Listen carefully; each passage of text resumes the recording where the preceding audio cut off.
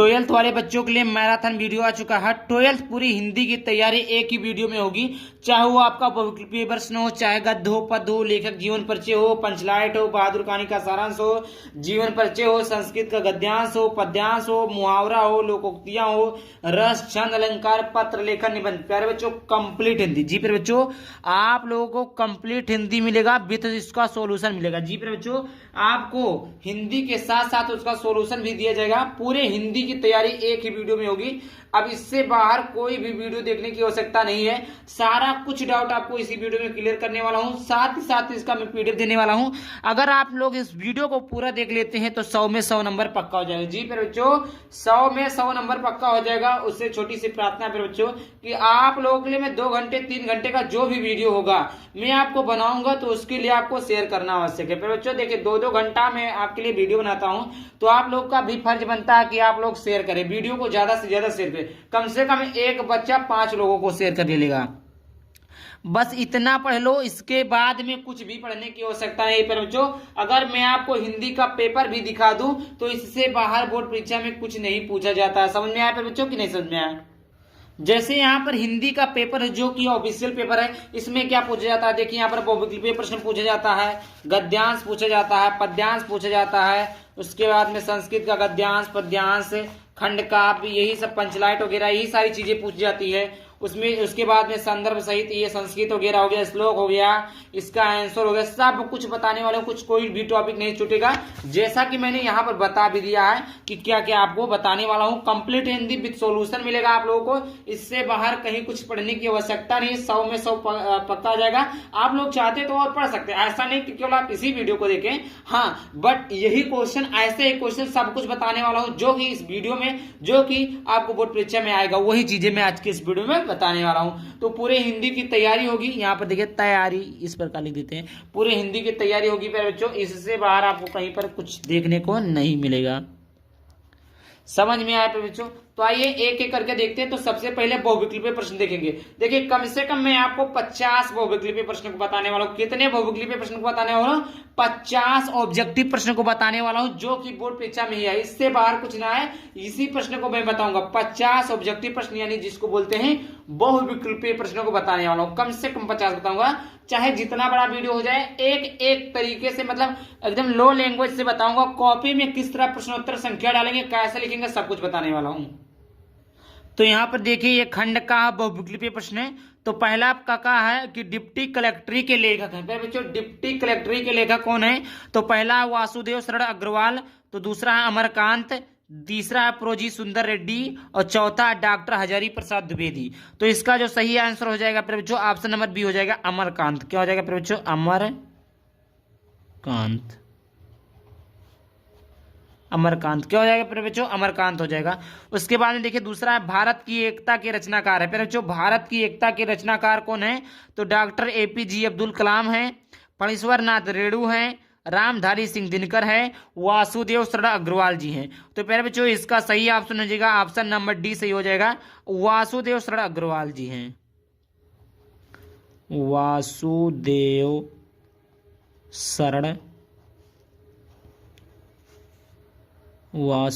शरण अग्रवाल, ये हमने लिख दिया। तो इस प्रकार कितना एमसीक्यू हो गया बच्चों? टोटल आपके 2 हो गया। पहला डिप्टी कलेक्ट्री के लेखक कौन है? अमरकांत जी हैं। भारतीय एकता के रचनाकार कौन है बच्चों? तो वासुदेव शरण अग्रवाल जी हैं। इतना क्लियर हो गया। आइए देखते हैं अगला प्रश्न। अगला प्रश्न है बच्चों, प्रश्न संख्या ग है कि निम्नलिखित में से हजारी प्रसाद द्विवेदी की रचना है। प्यारे बच्चों निम्नलिखित में से हजारी प्रसाद द्विवेदी की रचना कौन है? तो पहला है बच्चों कल्प वृक्ष। क्या है? कल्प वृक्ष है।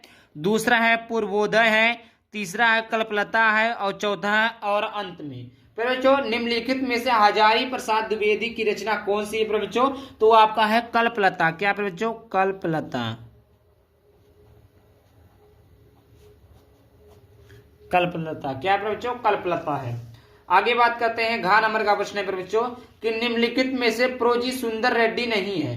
निम्नलिखित में से प्रोजी सुंदर रेड्डी को नहीं है, कौन नहीं है बच्चों? तो पहला है मेरे विचार, दूसरा है साहित्य और समाज, तीसरा है लैंग्वेज प्रॉब्लम इन इंडिया, और चौथा है बच्चों धरती के फूल। क्या है बच्चों? धरती के फूल। तो इसका ऑप्शन नंबर डी सही हो जाएगा। निम्नलिखित प्रोजी सुंदर रेड्डी नहीं है। धरती के फूल क्या है बच्चों? धरती के फूल।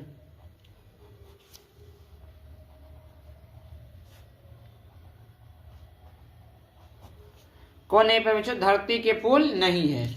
आगे बात करते हैं बच्चों। आगे का प्रश्न है 11 नंबर का प्रश्न है कि आरोहण प्रमुख स्वामी जी के साथ मेरा आध्यात्मिक सफर इस पुस्तक के लेखक हैं। तो इस पुस्तक के लेखक कौन है बच्चों? तो यहाँ पर देख लेते हैं। वासुदेव शरण अग्रवाल हो गया, डॉक्टर एपीजे अब्दुल कलाम हो गया, जैनेन्द्र कुमार हो गया, आगे की रचना। तो इसका ऑप्शन नंबर बी सही हो जाएगा, डॉक्टर एपीजे अब्दुल कलाम। तो इस प्रकार हम लिख देते हैं doctor APJ Abdul Kalam. Doctor APJ Abdul Kalam. अब देखिए प्यारे बच्चों, यहां तक आपके जो होते हैं ये गद्यांश के क्वेश्चन थे। ये किसके क्वेश्चन थे प्यारे बच्चों? तो ये आपके क्वेश्चन थे हिंदी गद्यांश के। किसके थे प्यारे बच्चों? तो ये आपके थे हिंदी गद्यांश के। किसके थे प्यारे बच्चों? तो ये आपके थे हिंदी गद्यांश के। 5 प्रश्न आपके बोर्ड परीक्षा में हिंदी गद्यांश के आते हैं और 5 ही प्रश्न आपके बोर्ड परीक्षा में हिंदी पद्यांश के आते हैं। तो गद्यांश का हमने बता दिया। अब चलिए देखते हैं पद्यांश को। पद्यांश को भी देखेंगे फिर बच्चों, उसके बाद में और सारे ऑब्जेक्टिव प्रश्नों को हम एक एक करके सबको देखेंगे। तो यहाँ पर देखिए फिर बच्चों दूसरे का प्रश्न क्या है बच्चों? दूसरे का कहा है कि निम्नलिखित में से अयोध्या सिंह उपाध्याय हरिओ द्वारा लिखित महाकाव्यात्मक रचना है। निम्नलिखित में से अयोध्या सिंह उपाध्याय हरिओ द्वारा लिखित महाकाव्य रचना है। क्या है प्यारे बच्चों? महाकाव्यात्मक रचना है। रुक्मणी परिचय, रसकलश, बेदेही वनवास, अधखिला फूल। तो प्यारे बच्चों अयोध्या सिंह उपाध्याय द्वारा जो लिखित महाकाव्यात्मक रचना है प्यारे बच्चों वो है बेदेही वनवास है। क्या है प्यारे बच्चों? बेदेही वनवास है। क्या है प्यारे बच्चों? बेदेही वनवास है। बेदेही वनवास।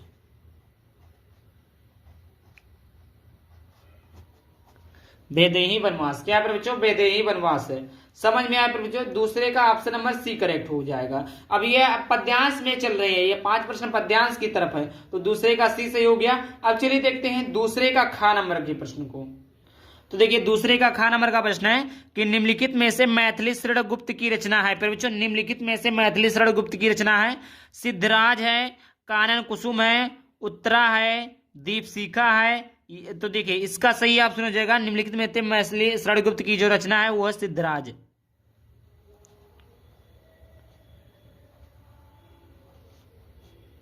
क्या बच्चों? सिद्धराज है। क्या बच्चों? सिद्धराज है। आगे बात करते हैं। अगला नंबर का प्रश्न है बच्चों, अज्ञे जी को निम्नलिखित में से किस काव्य कीर्ति पर ज्ञानपीठ पुरस्कार मिला था? अज्ञे जी को निम्नलिखित में से किस काव्य कीर्ति पर ज्ञानपीठ पुरस्कार मिला था? तो देखिए पहला इंद्रधनु रौंदे हुए ये, दूसरा हरी घास पर क्षण भर, तीसरा है आंगन के पार द्वार और चौथा है कितनी नावों में कितनी बार। तो देखिए फिर बच्चों इसका सही ऑप्शन हो जाएगा कितनी नावों में कितनी बार। ऑप्शन नंबर डी करेक्ट हो जाएगा। कितनी नावों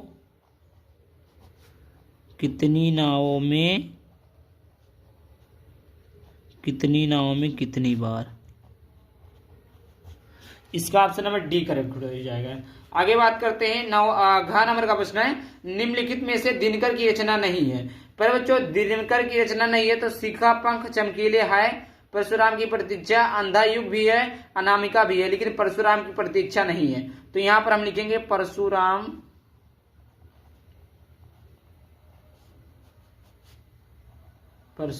की प्रतीक्षा। क्या बच्चों? परशुराम की प्रतीक्षा। ऑप्शन नंबर बी करेक्ट हो जाएगा। इतना प्रश्न तैयार हो गया। अब अगला है अंगा, दूसरे का 5वां है, हिमालय निम्नलिखित में से किसकी काव्य कीर्ति है?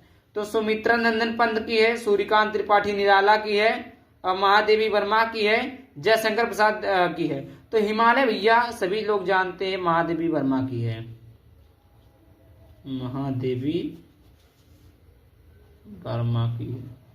ये थे आपके 5 गद्यांश जो कि पेपर में पूछे जाते हैं। अब चलिए और हम बताते हैं आपको इंपॉर्टेंट ऑब्जेक्टिव क्वेश्चन। आइए देखते हैं।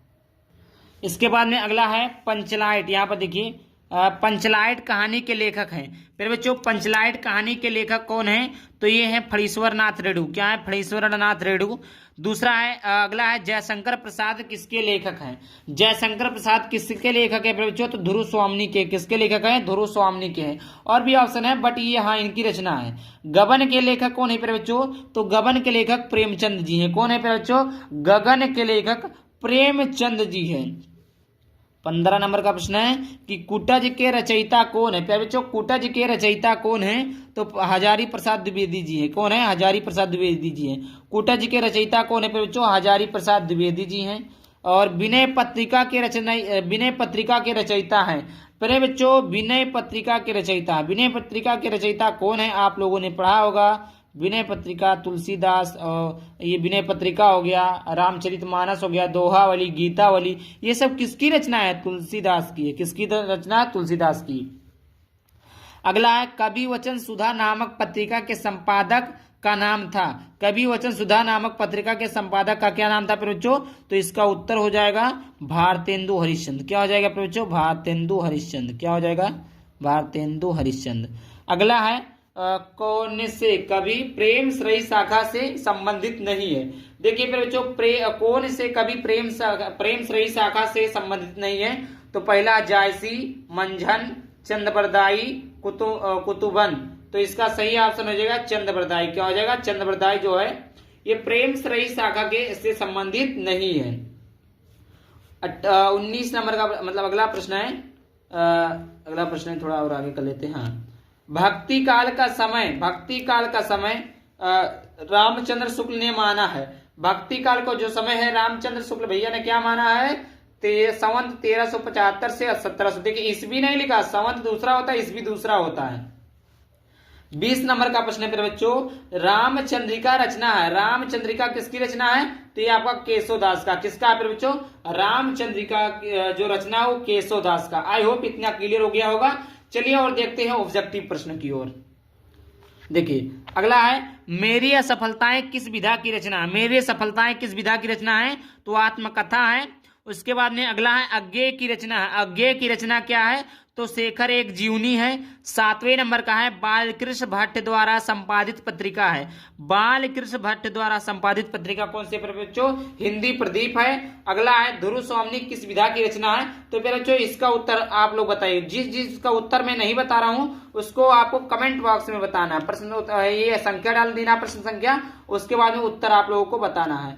अग्र की उड़ान पुस्तक के लेखक है। अग्र की उड़ान पुस्तक के लेखक कौन है? तो आपको उत्तर लिखना होगा कमेंट बॉक्स में। इतना तो आप लोग कर सकते हैं। नहीं आएगा तो बताना, मैं टेलीग्राम पर इसका सॉल्यूशन डाल दूंगा। बद्रीनारायण चौधरी प्रेमघन द्वारा संपादित पत्रिका है सरस्वती। फिर बच्चों देखिए अगर आप रट्टा मारेंगे तो याद नहीं होगा। जब आप अपने खुद से कुछ छानेंगे, बीनेंगे, पाएंगे तब आपको वो चीजें जल्दी याद होंगी। तो इसीलिए मैंने कुछ क्वेश्चन को छोड़ दिया जिसका आंसर आपको स्वयं देना है। आइए देखते हैं और सारे क्वेश्चनों को हम। देखिए अगला है ब्राह्मण पत्रिका के संपादक हैं। ब्राह्मण पत्रिका के संपादक है तो इसका भी आपको उत्तर लिख देना है। और सरस्वती पत्रिका के संपादक कौन है? तो सरस्वती पत्रिका के संपादक महावीर प्रसाद द्विवेदी जी हैं। आचार्य महावीर द्वारा संपादित पत्रिका कौन सी है? इसका उत्तर आपको कमेंट बॉक्स में बताना है। और आवारा मसीहा के रचनाकार हैं। आवारा मसीहा ये बहुत ही इंपॉर्टेंट है बच्चों, ये वेरी वेरी इंपॉर्टेंट है, इसको सबको आना चाहिए। ये वाला इंपॉर्टेंट है काफी ज्यादा। आवारा मसीहा के रचनाकार कौन है? इतना आई होप आपको क्लियर हो गया होगा। अब चलिए देखते हैं अगले ऑब्जेक्टिव प्रश्न की तरफ। मैंने कहा कि 50 कम से कम बताऊंगा तो बताऊंगा।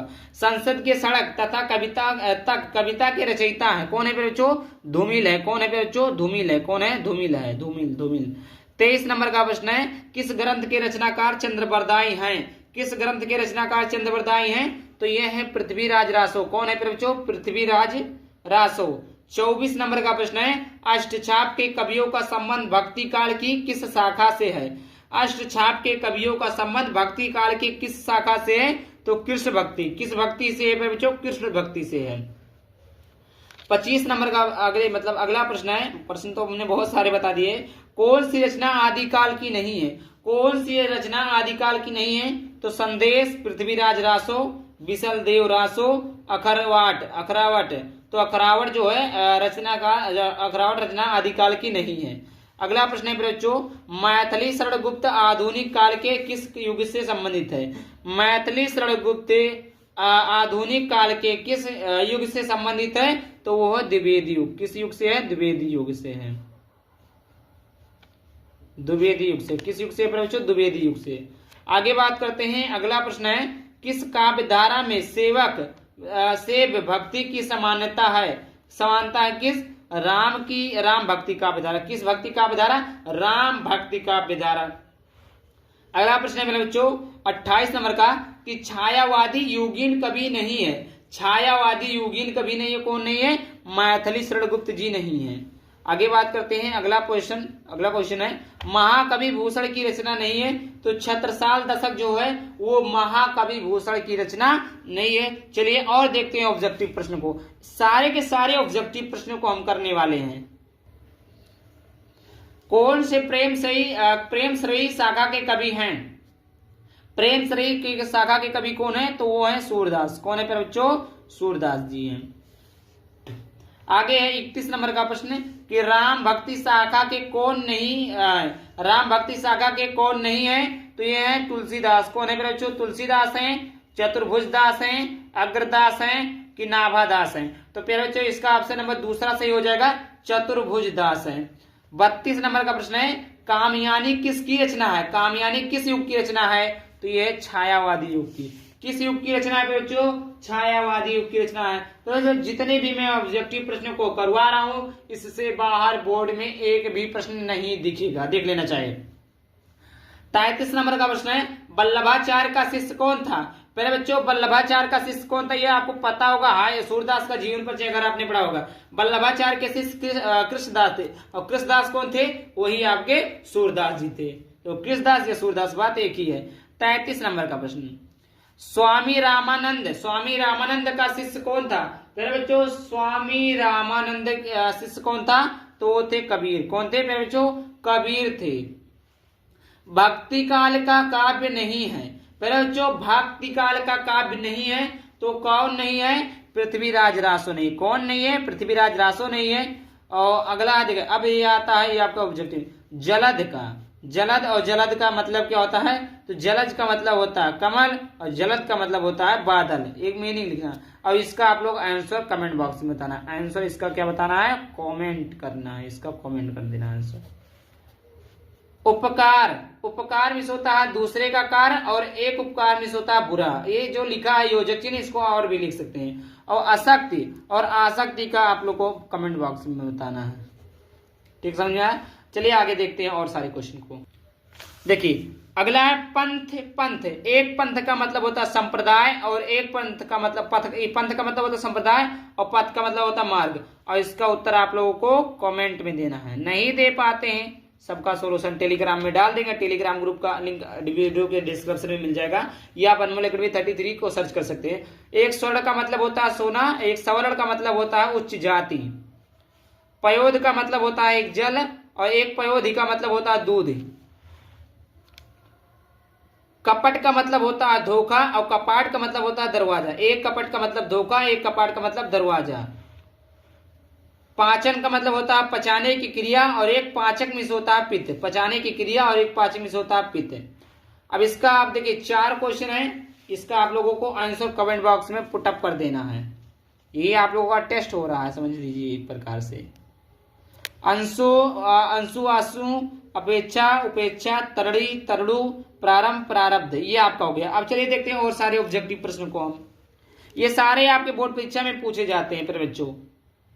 देखिए कृषि का मतलब होता है दुबला पतला, एक कृषि का मतलब होता है किसान, निशी का मतलब होता है एक रात, और वासर का मतलब होता है दिन, परड़य का मतलब होता है प्रेम, परिणय का मतलब होता है विवाह, नीरज का मतलब होता है कमल, नीरद का मतलब होता है बादल, हिमांबु, इसका उत्तर आपको कमेंट बॉक्स में देना है। पाक का मतलब होता है पका हुआ, और पाग का मतलब होता है पगड़ी, जो वंदना करने योग्य हो वंदनीय, जो जीता ना जा सके अजर, जो पहले कभी ना हुआ हो अभूतपूर्व, जिनका निवारण करना कठिन हो दुर्निवार। ये हो गया आपके ऑब्जेक्टिव प्रश्न। अब देखिए बहुविकल्पीय प्रश्न के बाद में हमने क्या बताया था कि आपको मैं गद्य करवाऊंगा। क्या करवाऊंगा? गद्यांश। तो चलिए गद्यांश को भी हम आसानी तरीके से देख लेते हैं कि गद्यांश को किस प्रकार हम सॉल्व करते हैं। चलिए देखते हैं।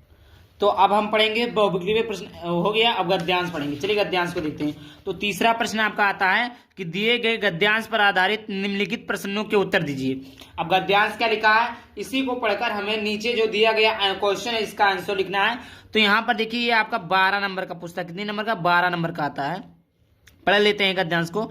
साहित्य, कला, नृत्य, गीत, आमोद प्रमोद अनेक रूपों में राष्ट्रीय जन अपने अपने मानसिक भावों को प्रकट करते हैं। आत्मा का जो विश्वव्यापी आनंद भाव है वह इन विविध रूपों में साकार होता है। यद्यपि बाह्य रूप की दृष्टि से संस्कृत के ये बाहरी लक्षण अनेक दिखाई पड़ते हैं, किंतु आंतरिक आनंद की दृष्टि से उनमें एक सूत्रता जो व्यक्ति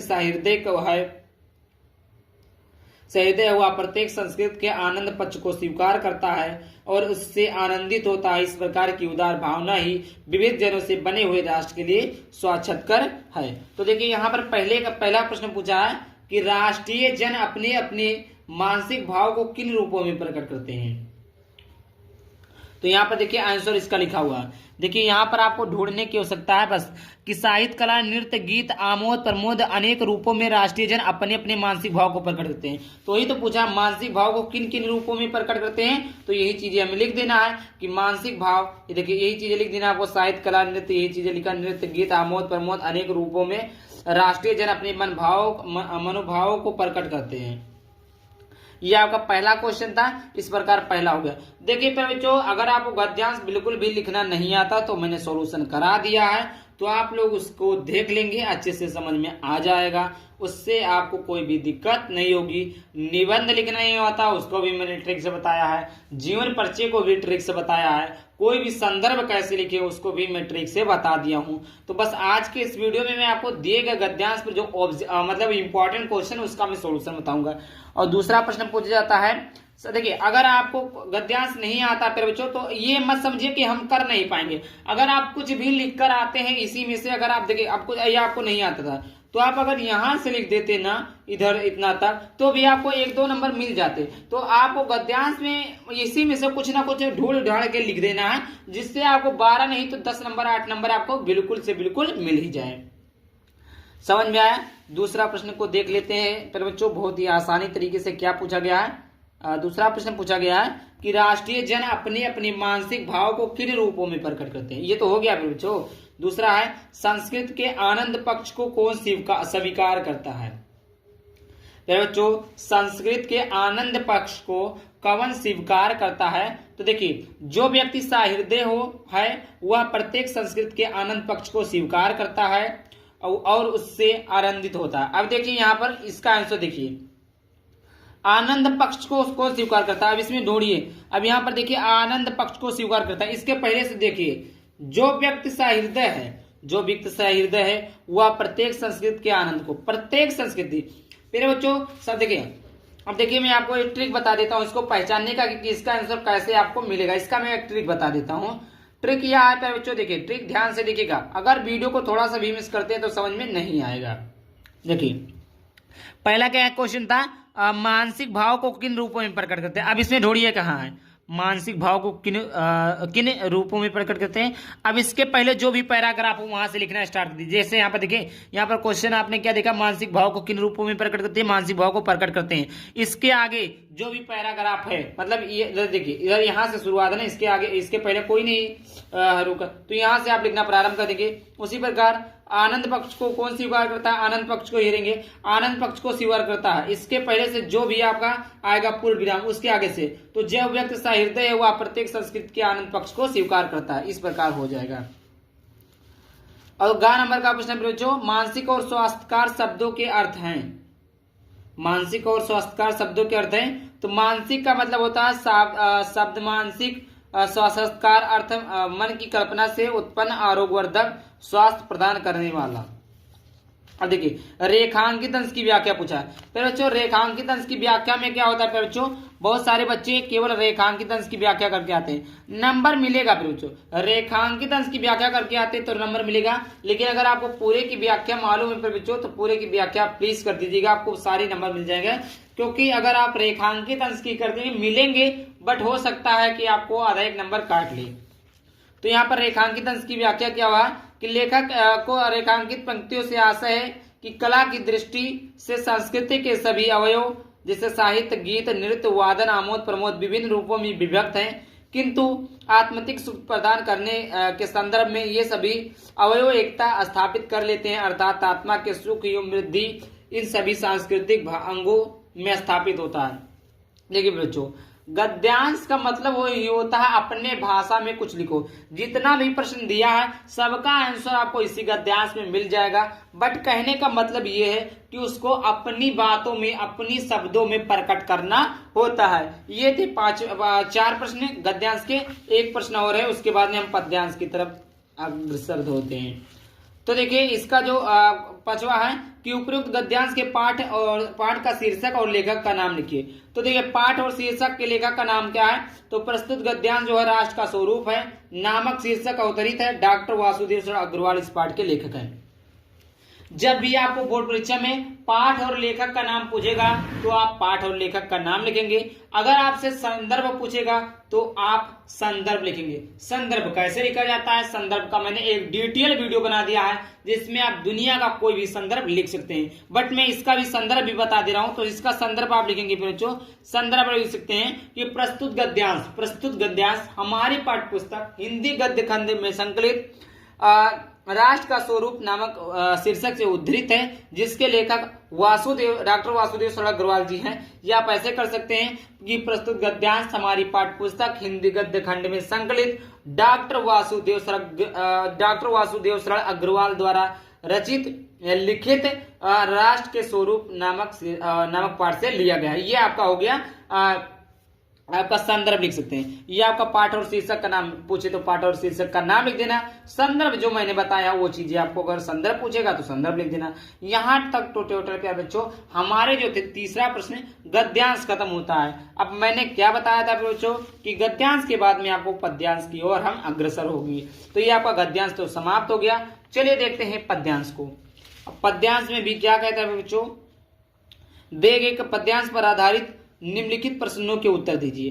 तो देखिए, कहते आते थे यही अभिनर देही, माता ना कुमाता पुत्र कुपुत्र भले ही, अब कहें सभी यही हाय विरुद्ध विधाता, हे पुत्र पुत्र ही रहे कुमाता माता, बस मैंने इसका बा मात्र ही देखा, युग युग तक चलती रहे कठोर कहानी, और दृढ़ हृदय ना देखा, मृदुल गात ही देखा परमार्थ ना देखा, पूर्ण स्वार्थ ही साधा, इस कारण ही तो हाय आज या बाधा, रघुकुल में भी थी एक अभागिन रानी। यह आपका पद्यांश है। इसका आंसर आपको इधर लिख देना है। तो पद्यांश इधर है प्यारे बच्चों, पद्यांश इधर है प्यारे बच्चों, इधर देखिए पद्यांश देखा ना। अब इसका देखिए पहला प्रश्न दिया, नरदेही अभी तक क्या कहते आ रहे हैं। तो नरदेही यहाँ पर देखिए आप ढूंढेंगे, यहाँ पर देखिए कहते आते थे क्या कहते आते, या भी नरदेही मतलब वही चीज लिखा है कि नरदेही अब तक यही कहते चले आ रहे थे कि पुत्र भले ही कुपुत्र हो जाए किंतु माता कभी कुमाता नहीं होता। अर्थात पुत्र कितना भी खराब हो जाए, पुत्र कितना भी बिगड़ जाए, पुत्र कितना भी गलत कुछ कर दे, पर माता तो माता होती है ना। वही चीजों को समझाया गया है। यहाँ पर देखिए, माता ना कुमाता पुत्र कुपुत्र भले ही, कहने का मतलब यह है नरदेही अभी तक यही कहते चले आ रहे थे कि पुत्र भले ही कुपुत्र हो जाए, मतलब पुत्र भले ही खराब हो जाए, मतलब पुत्र भले ही माता पिता का आदर ना करे, मतलब चाहे पुत्र ऐसा हो जाए, खराब हो जाए, बेकार हो जाए या कुछ भी हो जाए, लेकिन जो माता होती है उसके प्रति हमेशा प्रेम भाव बनाए रखती है। यही कहने का मतलब है, यही इस प्रश्न का स्पष्टीकरण है। समझ में आया? आप जब अपने भाव से क्वेश्चन को पढ़ेंगे और सीखेंगे तो आपको आसानी से आ जाएगा। तो यहाँ से आपको समझ में आ गया नरदेही अभी तक यही मतलब नरदेही अभी तक यह कहा चला है कि चाहे बेटवा कितना खराब हो जाए लेकिन माता तो माता होती। पहला प्रश्न क्लियर। दूसरा प्रश्न की तरफ बढ़ते हैं। दूसरा प्रश्न है, युग युग तक क्या कठोर कहानी चलती रहेगी। युग युग तक चलती रहे कठोर कहानी, दृढ़ हृदय ने देखा मृदुल गाते ही देखा। इसका आंसर ये हो जाएगा बच्चों कि केकई द्वारा स्वार्थ सिद्धि हेतु मांगे गए राम के वनवास तथा भारत के राज तिलक रूपी वरदानों की कठोर कथा युगों तक चलती रहेगी। मतलब केकई ने जो राजा दशरथ से राम के 14 वर्ष वनवास का जो वचन मांगा था, उसी चीजों को मतलब यहाँ पर बताया गया है कि हमेशा मतलब जब तक संसार रहेगा वो उसका उदाहरण बना रहेगा, ये उनकी मतलब चीजों को बखान करता रहेगा। तीसरा है गात्र तथा परामर्थ शब्दों का अर्थ स्पष्ट कीजिए। परामर्थ मतलब होता है परोपकार भलाई, और गात्र में से होता है देह या शरीर, देह और शरीर होता है। इतना क्लियर हुआ फिर बच्चों, कोई भी डाउट नहीं होना चाहिए। एनी डाउट होता तो आप लोग जरूर पूछ लीजिएगा, सारे डाउट का क्लियर किया जाएगा। चलिए देखते हैं अगले प्रश्न की तरफ। देखिए रेखांकित अंश की व्याख्या, देखिए रेखांकित अंश की व्याख्या कीजिए। प्रस्तुत पंक्ति में केकई पछताते हुए कहती है कि अब तक लोग कहते थे कि माता कभी दुष्टता धारण नहीं कर सकती, भले ही पुत्र अपने कर्तव्य पथ से क्यों न डग जाए। लेकिन भैया यहाँ तो उल्टा हो गया। उल्टा क्या हुआ कि पुत्र ने अपना धर्म निभाया, पुत्र ने अब कभी गलत रास्ते पर नहीं गया, पुत्र ने अपनी माता का हमेशा सम्मान किया। लेकिन माता ने क्या किया, पुत्र को 14 वर्ष का वनवास दे दिया। यही चीजें उन्होंने समझाते हैं कि जो होती है, पुत्र भले ही खराब हो जाए, बेकार हो जाए, कुछ भी हो जाए, लेकिन माता तो माता होती है। लेकिन इस चीज में, इस व्याख्या में कहा जाता है कि प्रस्तुत पंक्ति में कई पछताते हुए कहती है, मतलब जब उसको पश्चाताप होता है कि मुझे ऐसा नहीं करना चाहिए, तब वो कहती है कि अब तो लोग कहते थे कि माता कभी दुष्टता धारण नहीं कर सकती, भले ही पुत्र अपने कर्तव्य पथ से क्या ना डिग जाए। और इसका अपोजिट हो गया। उपयुक्त कविता का शीर्षक तथा कवि का नाम लिखना। फिर बच्चों उपयुक्त कविता का शीर्षक क्या है, और शीर्षक मतलब होता है जो मतलब किस पाठ से है। तो प्रस्तुत पद्यांश केकई का अनुताप, केकई के अनुताप नामक शीर्षक से उद्धृत है। इसके कवि मैथिली शरण गुप्त जी हैं। केकई के अनुताप किससे उद्धृत है बच्चों? उपयुक्त का शीर्षक तथा कवि का नाम लिखिए। तो ये प्रस्तुत पद्यांश केकई का अनुताप नामक शीर्षक से उद्धृत है। इसके कवि जो है और मैथिली शरण गुप्त जी हैं। इतने में कोई डाउट नहीं। देखिए 12 नंबर तो आपका किससे क्लियर हो गया? गद्यांश से। 12 नंबर आपका पद्यांश से, और 10 नंबर आपका एमसीक्यू से। टोटल आपका कितना नंबर के फर्क हो गया बच्चों? 34 नंबर। 34 नंबर। फिर बच्चों 34 नंबर क्लियर जी। फिर बच्चों 34 नंबर आपका क्लियर हो गया। चलिए आगे देखते हैं। देखिए 5वें का कहा फिर बच्चों कि निम्नलिखित में से किसी एक लेखक का साहित्यिक परिचय देते हुए उनकी प्रमुख कृतियों का उल्लेख कीजिए। अधिकतम शब्द सीमा 80 वर्ड रहेगा। फिर बच्चों क्या बोला है? निम्नलिखित में से किसी एक लेखक का साहित्यिक परिचय देते हुए उनकी प्रमुख रचनाओं का उल्लेख कीजिए। देखिए प्रो जी सुंदर रेड्डी जी हैं, डॉक्टर हजारी प्रसाद द्विवेदी हैं, डॉक्टर वासुदेव शरण अग्रवाल जी हैं। फिर बच्चों ये तीनों जो एमसीक्यू हैं, सॉरी तीनों जो जीवन परिचय वेरी इंपॉर्टेंट है, वेरी इंपॉर्टेंट है। और ये 5 नंबर का पूछा जाता है। कितने नंबर का पूछा जाता है फिर बच्चों? 5 नंबर का आपका बोर्ड परीक्षा में पूछता है। ये भी आपका वेरी इंपॉर्टेंट है, वेरी इंपॉर्टेंट है। ये भी आपका वेरी इंपॉर्टेंट है, और ये भी आपका वेरी इंपॉर्टेंट है, वेरी इंपॉर्टेंट है। तीन के तीनों प्रश्न वेरी इंपॉर्टेंट है। अगर तीनों को तैयार कर लेते हैं, कोई ना कोई एक जीवन परिचय मिल जाएगा। यहाँ पे देखिए डॉक्टर वासुदेव शरण अग्रवाल का साहित्यिक परिचय देते हुए उनकी प्रमुख कृतियों का उल्लेख किया है। लेकिन मैं आपको ऐसा नहीं बताऊंगा, मैं आपको कॉपी में डायरेक्ट कैसे लिखते हैं इसको भी मैं चर्चा करने वाला हूँ। आपको ऐसे मैं कॉपी में लिखकर बताता हूँ कि कैसे कॉपी में लिखा जाता है।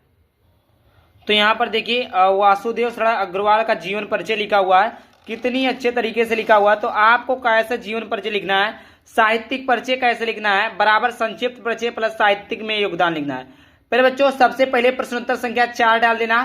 ऐसा नहीं कि आपको प्रश्नोत्तर संख्या 4 डालनी है, जो भी आपका प्रश्नोत्तर संख्या रहेगा वो आपको प्रश्नोत्तर संख्या डाल लेनी है। अगर 5 है तो 5 डालेंगे, 4 है तो 4 डालेंगे, 3 है तो 3 डालेंगे। जो आपके पेपर में लिखा रहेगा उसी को आप डालेंगे। कैसे डालेंगे? यहाँ पर क्या लिखेंगे? प्रश्नोत्तर। ये चीजें आप नहीं लिखेंगे, लिखेंगे प्रश्नोत्तर संख्या 4। अगर 4 है तो 4 डालिए, 5 है तो 5 डालिए, 6 है तो 6 डालिए, 7 है तो 7 डालिए। जो भी मतलब आपका प्रश्नोत्तर संख्या हो उसी को डालिए।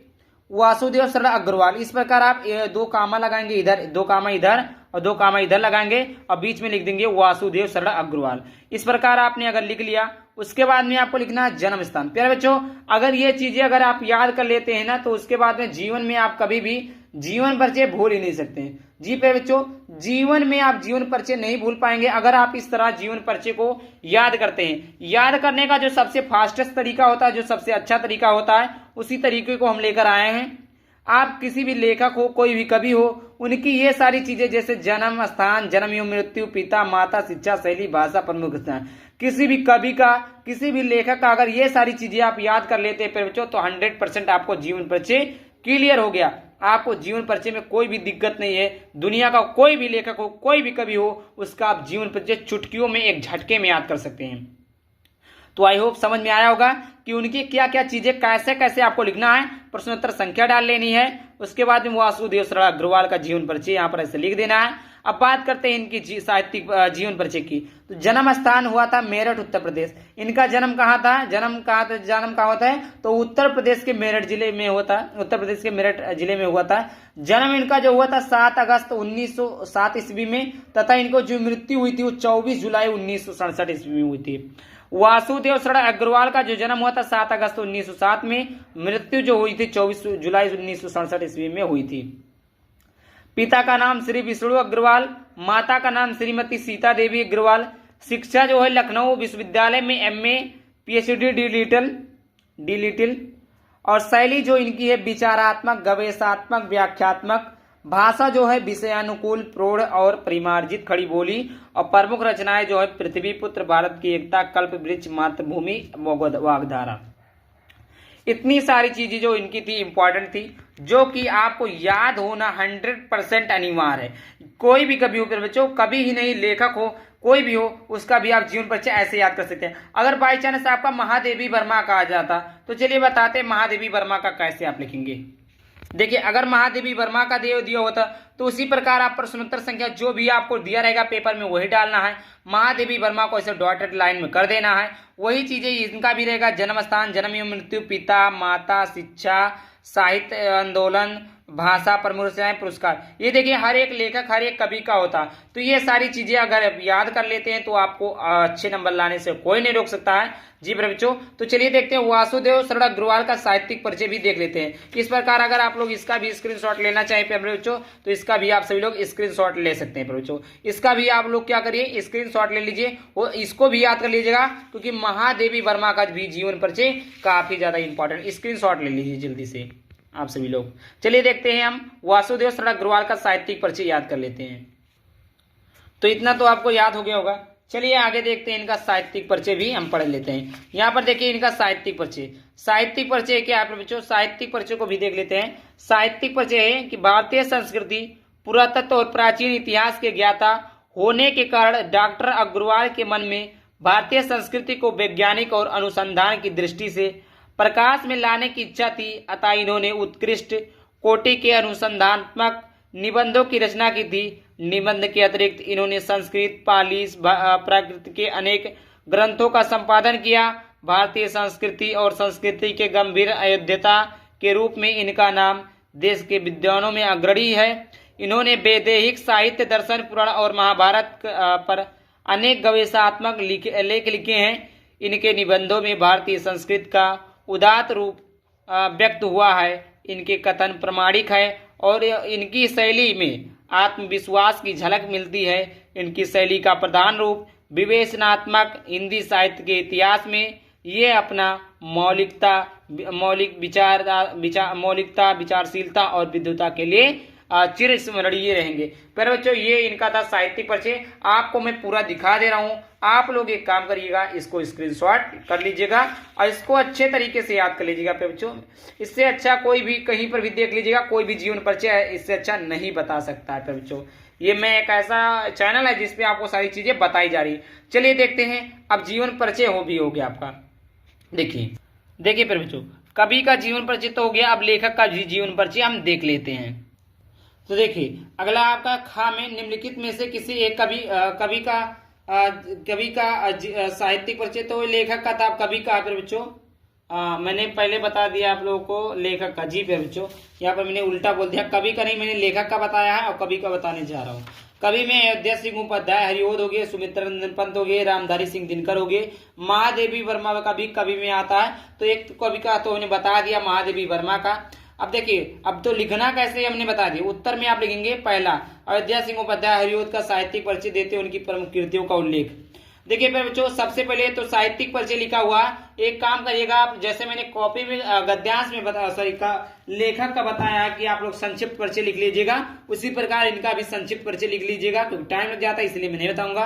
तो द्विवेदी युग के प्रतिनिधिकार साहित्यकार अयोध्या सिंह उपाध्याय हरिओद का जन्म 15 अप्रैल 1865 ईस्वी में जिला आजमगढ़ उत्तर प्रदेश में हुआ था। फारसी माध्यम से शिक्षा की शुरुआत करने वाले उपाध्याय ने स्वाध्याय के बल पर हिंदी, अंग्रेजी तथा संस्कृत पर समान अधिकार प्राप्त किया। आजमगढ़ के मिडिल स्कूल में अध्यापक, कानून गो और काशी विश्वविद्यालय में अभिज्ञात्मक शिक्षक के पद पर कार्य किया। 6 मार्च 1947 ईस्वी में इनका देहावसान हो गया। प्रिय प्रवास, बेदेही, वनवास, परिजात, चुभते चौबते, चौकते चौबते, रस कलश, अधिखिला, फूल ठेठ, हिंदी के ठाठ, रुक्मणी बड़ा इनकी रचना है। यहाँ पर आप रचनाएं हेडिंग डालेंगे, ये इनकी रचना है। इधर जो है पर बच्चों इतना से लेकर इतना जो है पर बच्चों इतना जो है इनकी जो है इनका जो अयोध्या सिंह उपाध्याय का रचना है, फिर बच्चों रचना है। ये हो गया। आप लोग प्लीज, आप लोगों से निवेदन है कि आप लोग एक काम कर लीजिएगा, आप लोग क्या करिएगा, संक्षिप्त परिचय जरूर लिख लीजिएगा। इसी में से संक्षिप्त परिचय आपको लिखना है। हेडिंग मैंने बता दिया, क्या क्या हेडिंग रहेगा उसको आप डालकर लिख सकते हैं। अब चलिए देखते हैं। अब देखिए आगे क्या बात का है। आगे है बच्चों, आगे आपका है बहादुर कहानी का सारांश है। प्यारे बच्चों, आगे क्या है, पंचलाइट है और बहादुर कहानी का सारांश। तो पहले हम बहादुर कहानी सारांश को पढ़ा देते, फिर पंचलाइट को पढ़ा देंगे। तो यहाँ पर देखिए बच्चों, ध्रुव यात्रा अथवा बहादुर कहानी का सारांश लिखिए, अधिकतम समय शब्द सीमा 80 वर्ड। तो देखिए यहाँ पर कहा क्या आप बच्चों, यहाँ पर ध्यान से देखिए, ध्रुव यात्रा अगर आपको याद हो, मन हो तो ध्रुव यात्रा लिखिए, अथवा बहादुर कहानी का सारांश लिखिए। क्या लिखना है बच्चों, बहादुर कहानी का सारांश लिखना है। बहादुर कहानी का सारांश फिर बच्चों बहुत ही आसान है। मैं आपको एक फ्लो चार्ट में एक आसान भाषा में समझा देता हूँ, थोड़ा मतलब इमेजिन करिएगा, जिससे आपके दिमाग में जल्दी जाएगा। मैं इमेजिन करके जब बताऊंगा तो आपके दिमाग में जल्दी जाएगा। तो सबसे पहले मैं उसको बता देता हूं, तो समझिएगा। अमरकांत द्वारा लिखित एक मध्यम वर्गीय परिवार में नौकर के साथ परिवार दुर्व्यवहार के कटु व्यवहार की कहानी। तो बच्चों ये जो कहानी है, ये जो बहादुर की कहानी है, ये प्यारे बच्चों एक मध्यम वर्गीय मतलब होता है मिडिल क्लास फैमिली। मतलब ना तो वो गरीब है ना तो वो अमीर है, मतलब मध्यम वर्गीय। और वो मध्यम वर्गीय जो बच्चा है उसके साथ कटु व्यवहार, मतलब उसके साथ दुर्व्यवहार, गाली गलौज, चोरी, धमकी, मारपीट, इस प्रकार से उसको परेशान करते हैं। उसी के ऊपर एक कहानी है जो कि हमारा बहादुर कहानी का सारांश है। किस तरह वो बहादुरी दिखाते हुए अपने कामों को, अपनी चीजों को करता है और कैसे वो लड़ाई झगड़े से अलग रहता है, यही चीजें इसमें बताया गया है। फिर बच्चों तो मैं उसको हटाकर इधर देख लीजिए, ये आपको लिखा हुआ है, अमरकांत जी द्वारा प्रणीत कहानी बहादुर एक मध्यम वर्गीय परिवार में नौकर के साथ परिवार द्वारा किए गए दुर्व्यवहार अति कड़ू व्यवहार की कहानी है। लेखक ने स्वयं को कहानी का पात्र बनाते हुए कहानी की आत्मकथात्मक रूप से रचना की है। अपने से संपन्न रिश्तेदारों के घर नौकर द्वारा जुटाई गई सुविधा का एक शान को देखकर लेखक की पत्नी निर्मला स्वयं ही एक नौकर रखना चाहती है। फिर बच्चों मैं इसका एक थोड़ा चीजें मैं समझा देता हूँ, जिससे आपको याद करने में बहुत ही आसानी होगी। याद करने में आसानी क्या होगी मैं बताता हूँ। जैसे देखिए जो लेखक है, लेखक की एक पत्नी है जिसका नाम है निर्मला। अब भाई जो औरत रहती जानते हो कितना मतलब वो रहती है, मतलब आराम की आदि रहती है, मतलब उसको काम नहीं करना चाहिए। तो जो निर्मला है वो अपने रिश्तेदारों के घर, अपने रिलेशन के जितने भी लोग हैं, देखती है कि उन्होंने अपने घर एक नौकर रखा हुआ है। क्या रखा हुआ है? एक नौकर को रखा हुआ है। वही चीजों को जब वो देखती है तो उसके मन में भी आता कि हम भी एक नौकर को रख लें। वही लिखा गाता हुआ गोधन की सॉरी ये तो पंचलाइट खुल गया, सॉरी पंचलाइट भी बताऊंगा, ऐसी कोई बात नहीं, पंचलाइट भी मैं बताऊंगा। सड़क यहाँ पर सीख लीजिए। देखिए बहादुर, ये आपका पंचलाइट भी बताऊंगा। सबसे पहले बहादुर सिंह, बहादुर जो ये लड़का नेपाली लड़का है जिसकी उम्र 12 से 13 साल है। परिवार जो है उसमें निर्मला ने पात्र दिखाया है और इस परिवार का जो मुखिया वो अमरकांत है, जो कि मतलब लेखक है। ये सारी चीजें आपको समझ में आ गई होंगी। तो देखिएगा रिश्तेदारों की जुटाई।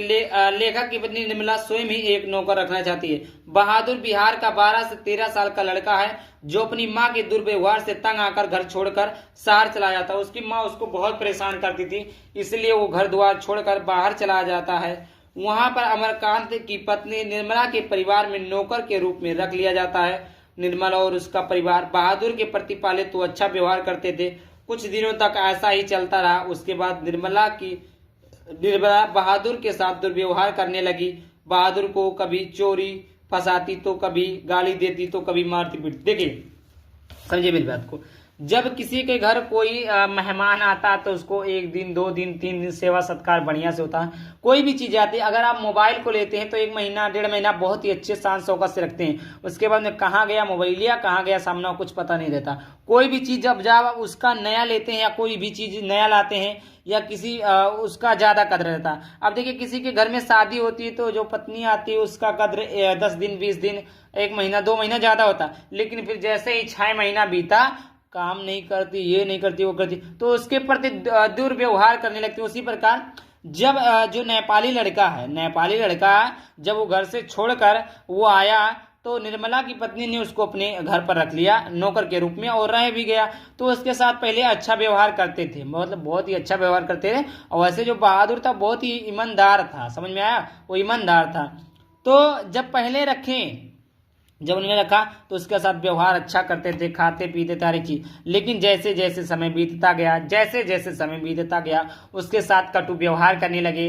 निर्मला की पत्नी उसके ऊपर चोरी का इल्जाम लगाती, उसको गाली देती, उसको मारती पीटती, उसके साथ दुर्व्यवहार करती, अभद्र बातें करती, मतलब ऐसी तमाम प्रकार की चीजें करने लगी। उसके बाद में आगे की कहानी देखते हैं। आगे की कहानी है मारती। कुछ दिनों तक बहादुर ऐसा ही सहता रहा। बहादुर अपने ऊपर बढ़ती परेशानी को देखकर हुआ उस घर से चला गया। अब भैया देखो, चाहे कोई भी रहेगा, जब वो देखेगा कि मतलब जब तक सहने लायक रहेगा तब तक सहेगा, उसके बाद जैसे ही सीमा से बाहर हो जाएगा वो नहीं सहेगा, चला गया। उसके बाद निर्मला के परिवार के लोग आराम के आदी हो चुके थे। भैया जब वो उसके घर वाले जब उसके घर में कोई काम ही नहीं करता था तो सभी लोग किसके आदी हो जाएंगे? आराम के आदी हो जाएंगे। और जब आराम के आदी हो जाएंगे तो किसी का काम करने का मन नहीं करेगा, तो उनको याद आती है कि मैंने उसके साथ गलत किया है, घर से चला गया। उसके बाद निर्मला के परिवार के लोग आराम के आदी हो चुके थे, किसी का भी काम करने का मन नहीं कर रहा था और उनको पश्चाताप होने लगा। निर्मला के परिवार ने अपनी गलतियों को माना और बहादुर के प्रति सहानुभूति करने क्यों सोचे। लेकिन भैया जो चला गया वो चला गया, वापस लौटकर नहीं आएगा। ये तो हो गया बहादुर कहानी का सारांश। अब देखते हैं फिर बच्चों पंचलाइट। क्या देखते हैं? पंचलाइट को भी देख लेते हैं। पंचलाइट भी बहुत ही, पहले मैं फ्लो चार्ट एक दिखा देता हूं आप लोगों को, जिससे आपको आसानी से समझ में आ जाए और आसानी से आप याद कर सकें। आप किसी भी चीजों को जब पढ़िए तो इमेजिन करके पढ़िए, किसी भी चीजों को डायरेक्ट मत पढ़िए कि आप रटने लगे, नहीं, उसको इमेजिन करिए। हाँ ऐसा हो सकता है, नहीं ऐसा हो सकता है, इस प्रकार से आप पढ़ेंगे। तो पंचलाइट जो बिहारी लड़की के बारे में है, इसमें टोटल कितने लोग हैं? 5 लोग हैं। एक बिहार की चीजें हैं। गोधन है जो इस कहानी का हीरो है, मुनरी है जो गोधन की प्रेमिका है, गुलरी काकी है जो मुनरी की माँ है, और एक सरदार जी है जो गांव के मुखिया है, और कनेली है जो मुनरी की सहेली है। प्रमुख पात्र यही सब चीज, इन्हीं 5 चीजों का है। तो आइए इनको भी हम देख लेते हैं। फ्लो चार्ट समझा दिया।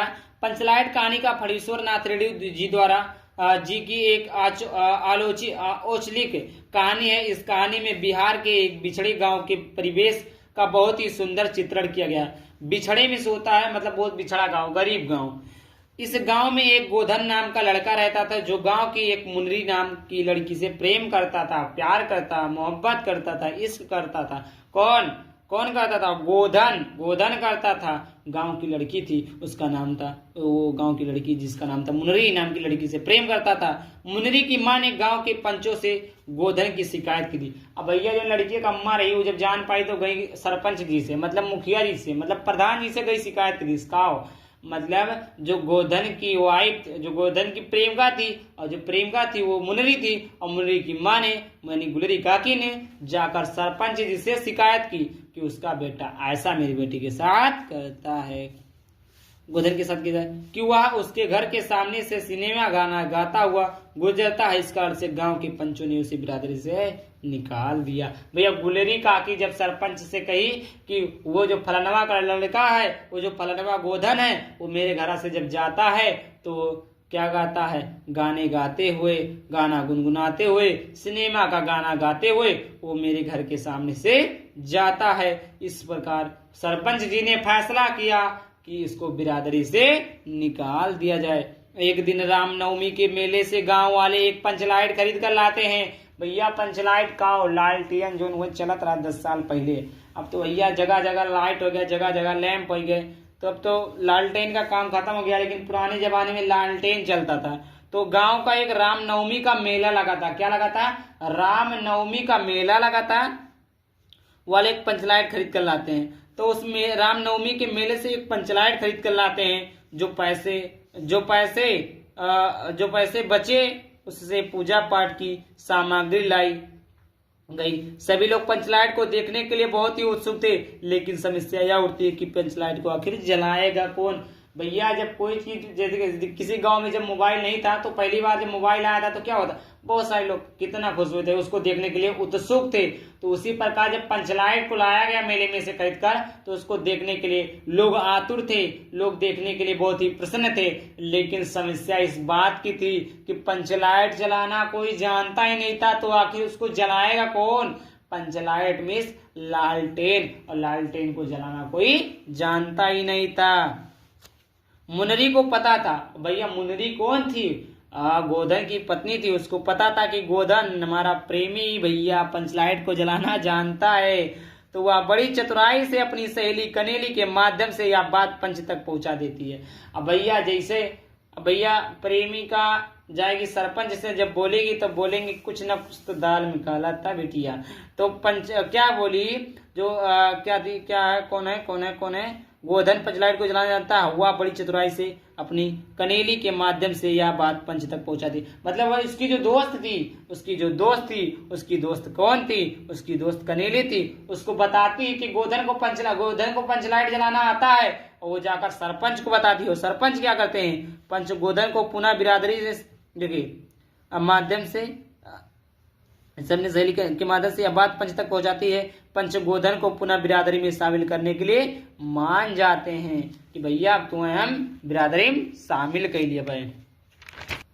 देखिए और गोधन पंचलाइट को जला देता है। मुनरी की माँ गुलरी काकी भी प्रसन्न होती है। अब भैया जो गुस्सात नहीं, भैया मुनरी की अम्मा गुलरी काकी वो प्रसन्न हुई, खुश हो गई कि गोधन बेटवा लालटेन जलाए दीस, पंचलाइट जलाए दीस, और गोधन को शाम के भोजन के लिए आमंत्रित करते हैं। अब भैया वही बिरादरी से निकाले रही, वही कहीं फिर आमंत्रित करिए कौन चीज के लिए, भोजन के लिए आओ मेरे घर खाए। जब पंच भी अत्यधिक उत्साहित होकर गोधन को कहते हैं तुम्हारा 7 खून माफ है, कब खूब गाओ सलीमा का गाना। पंचलाइट की रोशनी से लोग कीर्तन और भजन करते हैं तथा खुशियां मनाते हैं। मतलब तुम्हारा 7 खून माफ, मतलब तुम्हारा पाप दोष सब माफ है, और खूब गाओ सलीमा का गाना। ये फिर बच्चों पंचलाइट था। अब पंचलाइट भी हमारा समाप्त हो गया, बहादुर भी समाप्त हो गया। संस्कृत गद्यांश पढ़ेंगे और पद्यांश पढ़ेंगे। तो आइए देखते हैं संस्कृत गद्यांश और पद्यांश को भी। देखिए खंडखा जो मैंने बताया है कि दिए गए संस्कृत गद्यांशों में से किसी एक का संदर्भ सहित हिंदी अनुवाद कीजिए। 2 दिया रहेगा, किसी एक का करना रहेगा। जैसे यहाँ पर 8वें का कहा है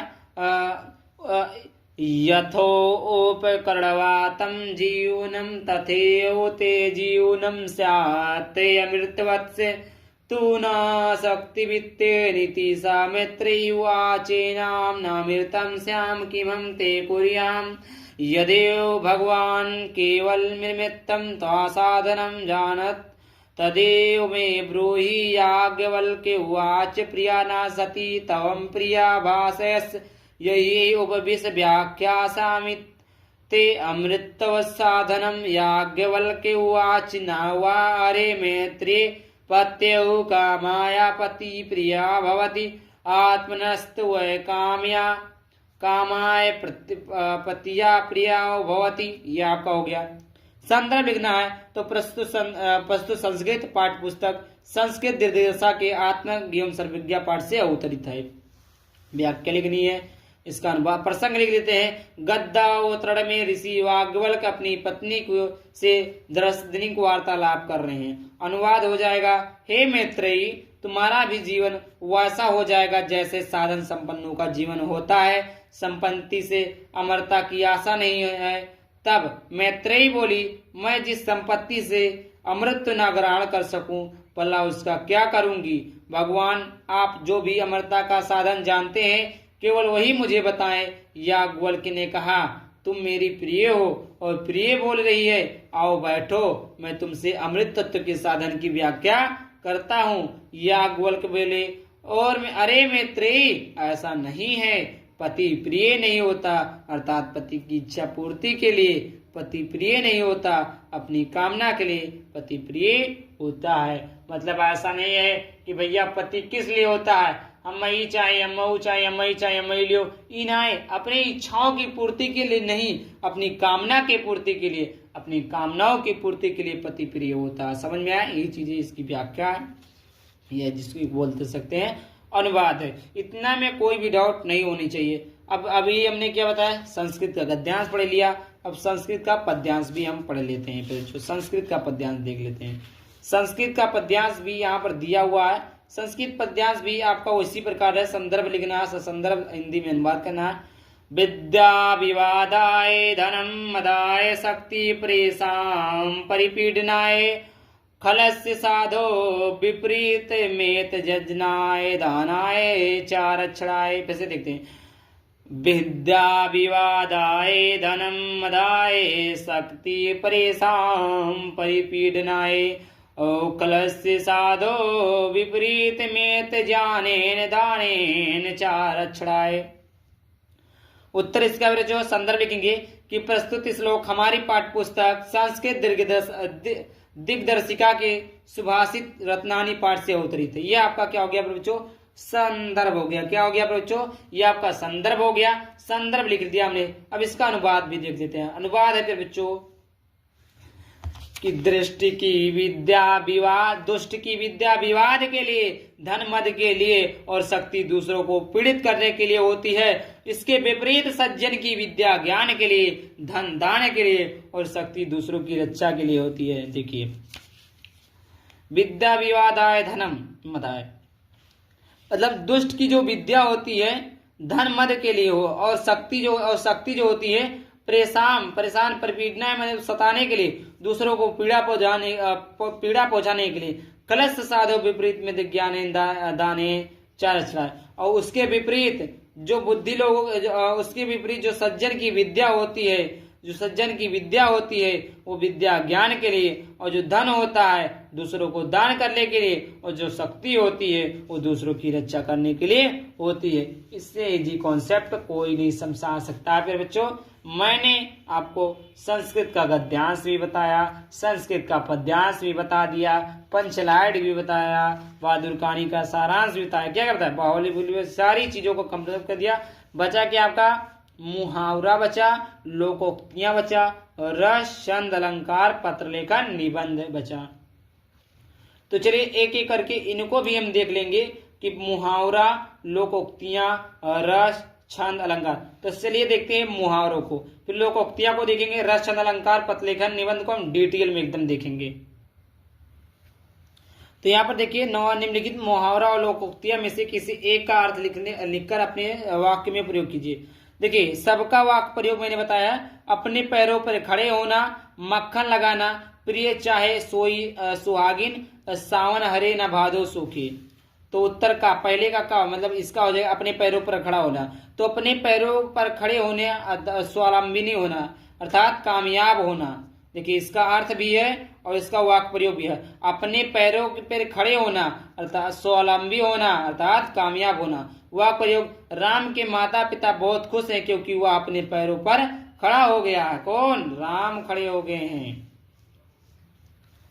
क्या क्या पूछा बच्चों, मक्खन लगाना क्या है, मक्खन लगाना क्या, मक्खन लगाना। तो मक्खन लगाना अर्थात खुशामद करना। वाक्य प्रयोग हो जाएगा बच्चों, वह उन्हीं का काम करते हैं जो उन्हें मक्खन लगाते हैं, वह उन्हीं का काम करते हैं जो उनको मक्खन लगाते हैं। गा प्यारे बच्चों, पिया चाहे सोई सुहागिन, कृपा पात्र होना। इसका वाक प्रयोग हो जाएगा फिर बच्चों कि सूरदास अपने गुरु श्री वल्लभाचार्य के कृपा पात्र शिष्य थे। कह सकते हैं कि अपने गुरु के लिए वह प्रिया चाहे सोई सुहागिन के समान थे। इस प्रकार लिख सकते हैं। घा आपका फिर बच्चों सावन हारे न बाधे सूखे, हमेशा एक स्थिति में रहना।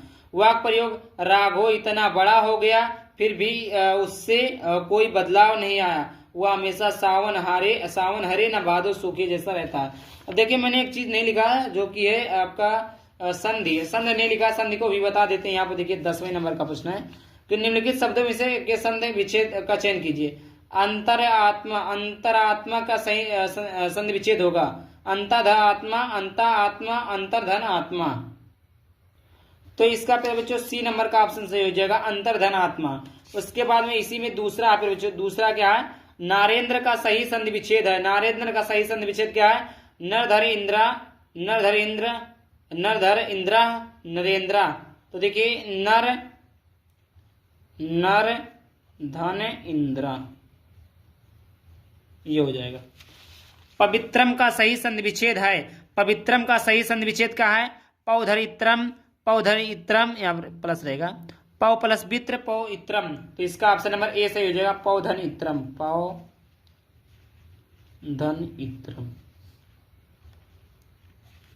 इत्रम। अब देखिए अगला है, खाद्य के निम्नलिखित शब्दों में विभक्ति और वचन के अनुसार सही विकल्प का चयन कीजिए। आत्मना शब्द में विभक्त और वचन है, चतुर्विभक्ति बहुवचन, तृतीय विभक्ति एक वचन, पंचमी विभक्ति द्विवचन, तृतीय विभक्ति बहुवचन। तो इसका ऑप्शन नंबर बी सही हो जाएगा, तृतीय विभक्ति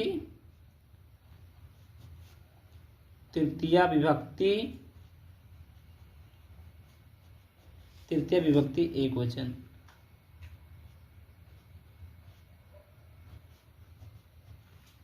तृतीय विभक्ति एक वचन, ये आपका हो गया। उसके बाद है देखिए उसी के बाद में और अगला भी आपका प्रश्न, बहुत सारे प्रश्न है, उसको भी लिया हूं, दिखा देता हूं। ये तो था पहला, ठीक समझ में आया। नामान्य शब्द में विभक्ति और वचन है, द्वितीय विभक्ति द्विवचन, चतुर्थ विभक्ति बहुवचन, पंचमी विभक्ति एक वचन, सप्तमी विभक्ति एक वचन। तो ये सप्तमी विभक्ति एक वचन हो जाएगा, सप्तमी विभक्ति एक वचन, ये वाला ऑप्शन सी डी। 11 निम्नलिखित शब्दयुग्मों का सही अर्थ चयन करके लिखिए। अभय उभय, तो देखिए अभय का मतलब होता है फिर मुझे नीडर, और उभय का मतलब होता है दोनों। तो इसका ऑप्शन नंबर सी सही हो जाएगा, नीडर और दोनों, नीडर और दोनों, इसका सही हो जाएगा। अगला दूसरा अंश और अंशु। तो अंश का पहला भाग और सूर्य और भाग और विकर्ण, और भाग और वर्ण। तो इसका ऑप्शन नंबर सी सही हो जाएगा, भाग और किरण, भाग और किरण। ऑप्शन नंबर सी करेक्ट हो जाएगा। और निम्नलिखित शब्दों में से किसी एक शब्द के दो अर्थ लिखिए। काल, चपला, नाग, दोनों में से किसी एक का लिखना है। तो मैं तीनों का बता दे रहा हूं। तो देखिए काल का होता है समय, एक होता है मृत्यु। चपला का होता है चंचल स्त्री, बादल में चमकने वाली बिजली। नाग का होता है सर्प, और एक होता है श्वेत कमल। ये आपका हो गया। अगला इसमें पूछा ग नंबर का, निम्नलिखित वाक्यांशों के लिए किसी एक शब्द का चयन करके निम्नलिखित जिसकी गणना ना की जा सके। अगणित, अगणनीय, अगणक, अगणित। तो इसका अगणनीय, जिसकी गणना ना की जा सके, अगणनीय। ये सबने पढ़ा दिया, दोबारा बता रहे। जंगल की अग्र, जठराग्नि, पठवाग्रि, दावाग्रि, बनानली। तो इसका नंबर सी सही हो जाएगा, दावाग्रि। घा, निम्नलिखित में से किन्हीं दो वाक्यों को शुद्ध करके लिखिए। तो देखिए यह किताब 5 रुपए की है। तुलसीदास पक्के ईश्वर के भक्त थे, इलाहाबाद जाने के अनेकों रास्ते हैं, आप पधाकर हमें अनुग्रहित कीजिए। तो 2 बोला 3 कर दिए हैं। पहला है यह किताब 5 रुपए की है, तो यह किताब 5 रुपए की है, यह किताब 5 रुपए की है, तो यह किताब 5 रुपए की है। दूसरा, तुलसीदास ईश्वर के भक्त थे, तो तुलसीदास ईश्वर के परम भक्त थे, परम भक्त हैं। तीसरा है, ये थे नहीं अभी भी है भाई। इलाहाबाद जाने के अनेकों रास्ते हैं, तो इलाहाबाद जाने के अनेक रास्ते, अनेकों नहीं होते, अनेक रास्ते होते हैं। इस प्रकार हो गया। समझ में आया पर बच्चों? समझ में आया, समझ में आया, बिल्कुल समझ में आया। अब इतने हो गए। अब यहाँ पर देखिए बचा क्या, मुहावरा, लोकोक्ति सब हमने बता दिया। बचा है रस, छंद, अलंकार, पत्रलेखन, निबंध। इसका मैं वीडियो वहां पर लगा दूंगा, मतलब देख लेना, मतलब पढ़ाया हुआ हूँ अच्छे से। उसका मैं डिस्क्रिप्शन में लिंक भी दे दूंगा, इसमें ऐड भी कर दूंगा, उसको आप सभी लोग देख लीजिएगा। बहुत ही आसान तरीके से मैं अलंकार, रस, छंद, पत्रलेखन, निबंध सब कुछ बता दिया हूँ। हास रस, करुण रस, वीर रस, श्रृंगार रस की परिभाषा उदाहरण से सीखेंगे और ट्रिक से सीखेंगे। अगर आपने हंसते हंसते नहीं सीखा मेरे भाई, तो चैनल को अगर आप आपने सब्सक्राइब किया है तो अनसब्सक्राइब कर देना। देखिए हास रस है तो हास रस है तो मैं हंसते हंसते ट्रिक से सिखा दूंगा, ये मेरी गारंटी है। अगर आप लोगों ने हंसते हंसते नहीं सीखा तो मेरे चैनल को आप लोग सब्सक्राइब नहीं, अनसब्सक्राइब कर देना। कभी भी मेरे वीडियो को मत देखना। लेकिन अगर आपको वीडियो थोड़ा सा भी अच्छा लगे और हंसते हंसते अगर आप सीख गए तो मेरे चैनल को सब्सक्राइब करके लाइक कर देना और वीडियो को शेयर कर देना।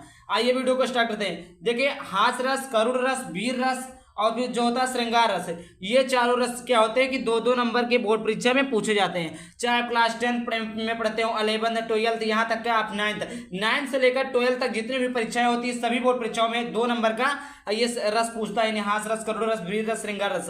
और क्या होता है बच्चों को जो होता है परिभाषा बहुत जल्दी याद हो जाता है। परिभाषा तो जल्दी से याद होता है, लेकिन क्या होता है कि जो उदाहरण होता है जल्दी से नहीं याद होता। तो उसी उदाहरण को हम ट्रिक से बताएंगे और हंसते हंसते एकदम हलवा तरीके से बता देंगे कि आप चुटकियों में आसानी तरीके से सीख जाएंगे और बोर्ड परीक्षा में लिख देंगे तो 100 में 100 नंबर मिलेंगे। तो इस वीडियो को पूरा देखिएगा, वीडियो में कट नहीं होना चाहिए, पूरा लास्ट तक जरूर देखना। तो सबसे पहले देखिए हास रस है, तो हास रस है तो हम हास रस को हंसते हंसते सीखते हैं। हास रस का स्थायी भाव क्या होता है? हास होता है जब किसी वेशभूषा को देखकर मन में हंसी उत्पन्न होता है तो हास रस कहते हैं। देखिए मेरे भाई, जैसे आप सोशल मीडिया जैसे यूट्यूब चला रहे हैं तो देखिए उसमें क्या होता है, कितनी चीजें कॉमेडी की होती है जिसमें आप देखते हैं तो कितना हंसते हैं। तो वही चीज जो हंसते हैं वही हमारा क्या हास रस है। कि किसी की वेशभूषा जैसे देखिए क्या होता है मूवी में या देखिए कॉमेडी में क्या होता है कि कोई ऐसा फटा कपड़ा या फटा बोरा का कपड़ा पहन लेता, तो आप उसको देखकर उसकी वेशभूषा को देखकर आप क्या करते हैं? हंसी उत्पन्न करते हैं, आपके हृदय में हंसी उत्पन्न होती है। तो ये हमारा क्या हास रस है। यानी जहां पर हास रस का स्थायी भाव क्या होता है? हास रस होता है जहां पर किसी व्यक्ति या मनुष्य या किसी भी चीज की वेशभूषा आकृति को देखकर हम उसमें हंसी उत्पन्न करते हुए हमारा हास रस होता है। अब देखिए हाथी जैसी देह, गैंडे जैसी चाल, तरबूज जैसी खोपड़ी, खरबूज जैसी गाल। अब देखिए कोई जैसे पतला दुबला रहता तो उसको ऐसे बोलते नहीं हाथी जैसी तेरी देह है, और मतलब ऐसे वैसे बोलते हैं। तो वही चीज है कि हाथी जैसी देह है, गंडे जैसी चाल है, तरबूज सी खोपड़ी है, खरबूजी जैसी गाल है। आई होप आपको अच्छे से समझ में आ रहा होगा। देखिए ये हास रस का आपको हंसते हंसते सिखा रहे, ट्रिक से सिखा रहे। इसके आगे अभी देखिए मैं करुण रस, श्रृंगार रस, वीर रस का एकदम आसान तरीके से एकदम अच्छे तरीके से सिखाऊंगा मेरे भाई, वीडियो को पूरा देखना। अब देखिए उसके बाद में क्या आता है आपका करुण रस। क्या आता है? करुण रस।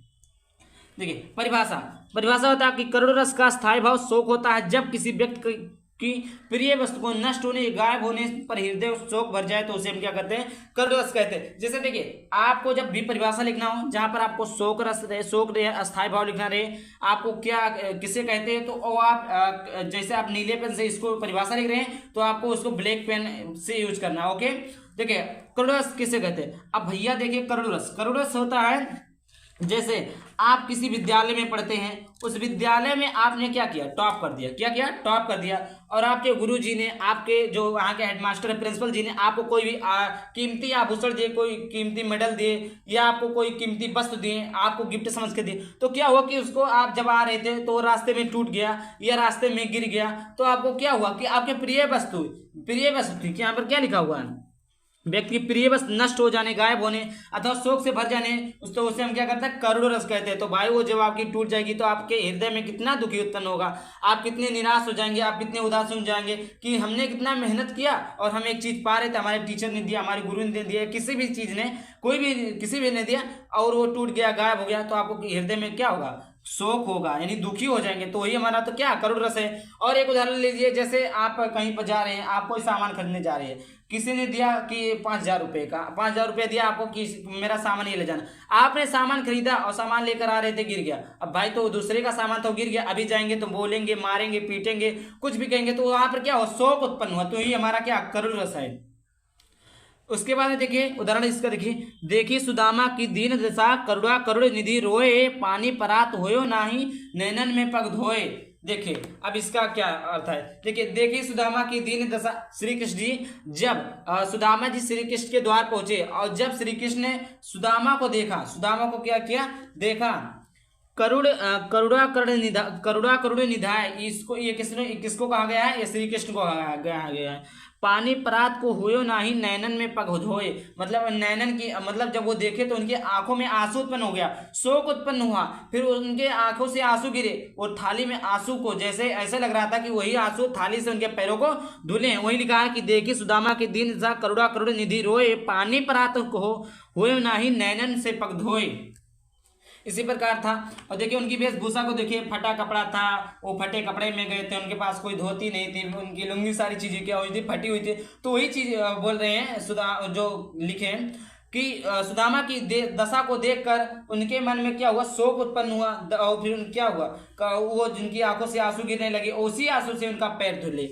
इस प्रकार है। अब उसके बाद में देखिए अगले परिभाषा, अगला क्या, श्रृंगार रस। ये भी आपको 2 नंबर में पूछता है। कितने नंबर में, 2 नंबर में आपको पूछता है। ये भी आपके बोर्ड परीक्षा की दृष्टि से काफी ज्यादा इंपॉर्टेंट है मेरे भाई। ये 4 नंबर का बोर्ड परीक्षा 2024 या किसी भी बोर्ड परीक्षा 2023 या किसी भी बोर्ड परीक्षा आगे भी तैयारी आप करेंगे कंपटीशन लेवल में भी यहाँ तक का ये पूछता है। देखिए परिभाषा आप किसका क्या लिखेंगे कि श्रृंगार रस का स्थायी भाव रति होता है जब प्रेमी और प्रेमिकाओं के मन में स्थित प्रेम से उत्पन्न भाव को श्रृंगार रस कहते हैं। देखिए क्या होता है, जब प्रेमी और प्रेमिका, देखिए भाई ये बहुत ही हंसी वाली चीज है, श्रृंगार रस का अस्थायी भाव रति होता है जब प्रेमी और प्रेमिकाओं के मन में स्थित प्रेम उत्पन्न भाव को श्रृंगार रस कहते हैं। देखिए कोई भी प्रेमी है, कोई भी प्रेमिका, जब दोनों के एक ही मन में क्या हो कि कोई भी रस मतलब कोई भी अच्छा भाव हो, या देखिए उनके मन में स्थित कोई प्रेम हो, कोई एक दूसरे से बात कहना चाहते हो, तो वही जो उनके अंदर निकलता उसी को हम क्या कहते हैं, हाँ श्रृंगार रस कहते हैं। मतलब श्रृंगार जब प्रेमी और प्रेमिकाओं के मन में स्थित प्रेम से उत्पन्न भाव को श्रृंगार कहते हैं। मतलब देखिए कोई लड़का या लड़की दोनों है, तो लड़का लड़की को कहना चाहता है, लड़की लड़का को कहना चाहता है, तो उनके अंदर जो प्रेम है वही जो प्रेम निकलेगा, जो प्रेम का उत्पन्न भाव होता है, जो एक दूसरे से कहते हैं, वो हमारा क्या होता है, श्रृंगार रस होता है। देखिए उदाहरण क्या है कि मेरे तो गिरधर गोपाल दूसरों ना कोई जाके सिरमौर मुकुट मेरो पति सोए। इस प्रकार आपका मेरे भाई है। अब देखिए ये आपका क्या था, क्या हो गया आपका हास रस हो गया, हास रस हो गया, करुण रस हो गया और आपका श्रृंगार रस हो गया। इसी प्रकार देखिए अब उसके बाद में आपका अगला आता है वीर रस। क्या आता है, वीर रस। वीर रस में क्या होता है, देखिए वीर रस को भी बहुत आसानी तरीके से, भाई वीडियो अच्छा लग रहा होगा तो वीडियो को लाइक कर देना, चैनल को सब्सक्राइब जरूर कर देना, वीडियो को शेयर कर देना। देखिए परिभाषा क्या है, परिभाषा है वीर रस का स्थायी भाव क्या होता है, उत्साह होता है। वीर रस, देखिए सबसे पहले मैं बता देता हूँ इसे शॉर्टकट में, वीर क्या होता है, वीर रस क्या होता है। तो देखिए वीर रस होता है जब आप अपने स्कूल में, आप अपने कहीं पर भी कंपटीशन लेवल की तैयारी कर रहे हैं, स्कूल में पढ़ रहे हैं या किसी चीज की तैयारी कर रहे हैं, तो आप क्या होता है, आपने टॉप कर दिया, तो या आप किसी से लड़ने गए हो, युद्ध में गए हो, जैसे आर्मी आप हैं और आप बॉर्डर पर लड़ने गए हो, बॉर्डर पर लड़े रहे हो गया, तो आपने वहां पर जीत हासिल की, तो वही क्या हुआ, हंसी वीरता का भाव उत्पन्न हो गया। यानी यहाँ पर समझिए कि वीर रस का स्थायी भाव उत्साह होता है, यानी आप उत्साह खुशी हो गए कि हमने ये लड़ाई जीत ली, हमने ये परीक्षाएं जीत ली, हमने ये परीक्षा में टॉप कर दिया, हमें मेडल मिल गया, तो आपके मन में क्या हो, उत्साह उत्पन्न हुआ। वीर का मतलब ही होता है, उसका जो स्थायी होता है उत्साह होता है, खुशी होना। जब किसी भी कार्य को करने में सफलता मिलती है तो उसे क्या कहते हैं, वीर रस कहते हैं। वही हमने बताया नहीं कि आप कहीं पर लड़ने गए हो, कहीं पर या किसी चीज की तैयारी कर रहे हो, वहां पर आपने टॉप कर दिया, या आप लड़ाई में जीत गए या किसी और चीज में जीत गए, तो वहीं पर जो उत्साह उत्पन्न होता है उसी को क्या कहते हैं, वीर रस कहते हैं। देखिए खूब लड़ी मर्दानी वहां तो झांसी वाली रानी थी। देखिए जो रानी लक्ष्मीबाई थी, किस प्रकार उन्होंने योद्धाओं को धूल, मतलब जो उसके शत्रु थे उनको धूल चटाकर अकेले क्या कहता है, जीत को हासिल की थी। तो वो क्या था, एक उत्साह हुआ कि हमने एक जीत हासिल कर दी। तो इसी प्रकार था कि खूब लड़ी मर्दानी हुआ तो झांसी वाली रानी थी। अगर आप लोग इसका पीडीएफ चाहते हैं और आप लोग किसी भी प्रकार का नोट्स चाहते हैं, वीडियो के डिस्क्रिप्शन में एक व्हाट्सएप ग्रुप का लिंक दिया है या वहां पर मोबाइल नंबर दिया, आप दोनों पर जाकर व्हाट्सएप कर सकते हैं। और बोर्ड परीक्षा से रिलेटेड कोई भी आपको दिक्कत आती है, कोई भी प्रॉब्लम आती है, तो आप मुझसे पूछ सकते हैं डायरेक्ट कांटेक्ट करके। सोठा, रोला, दोहा और चौपाई चारों को उदाहरण सहित बताएंगे। उसका बहुत ही आसान उदाहरण बताऊंगा जो आपको याद करने के बाद में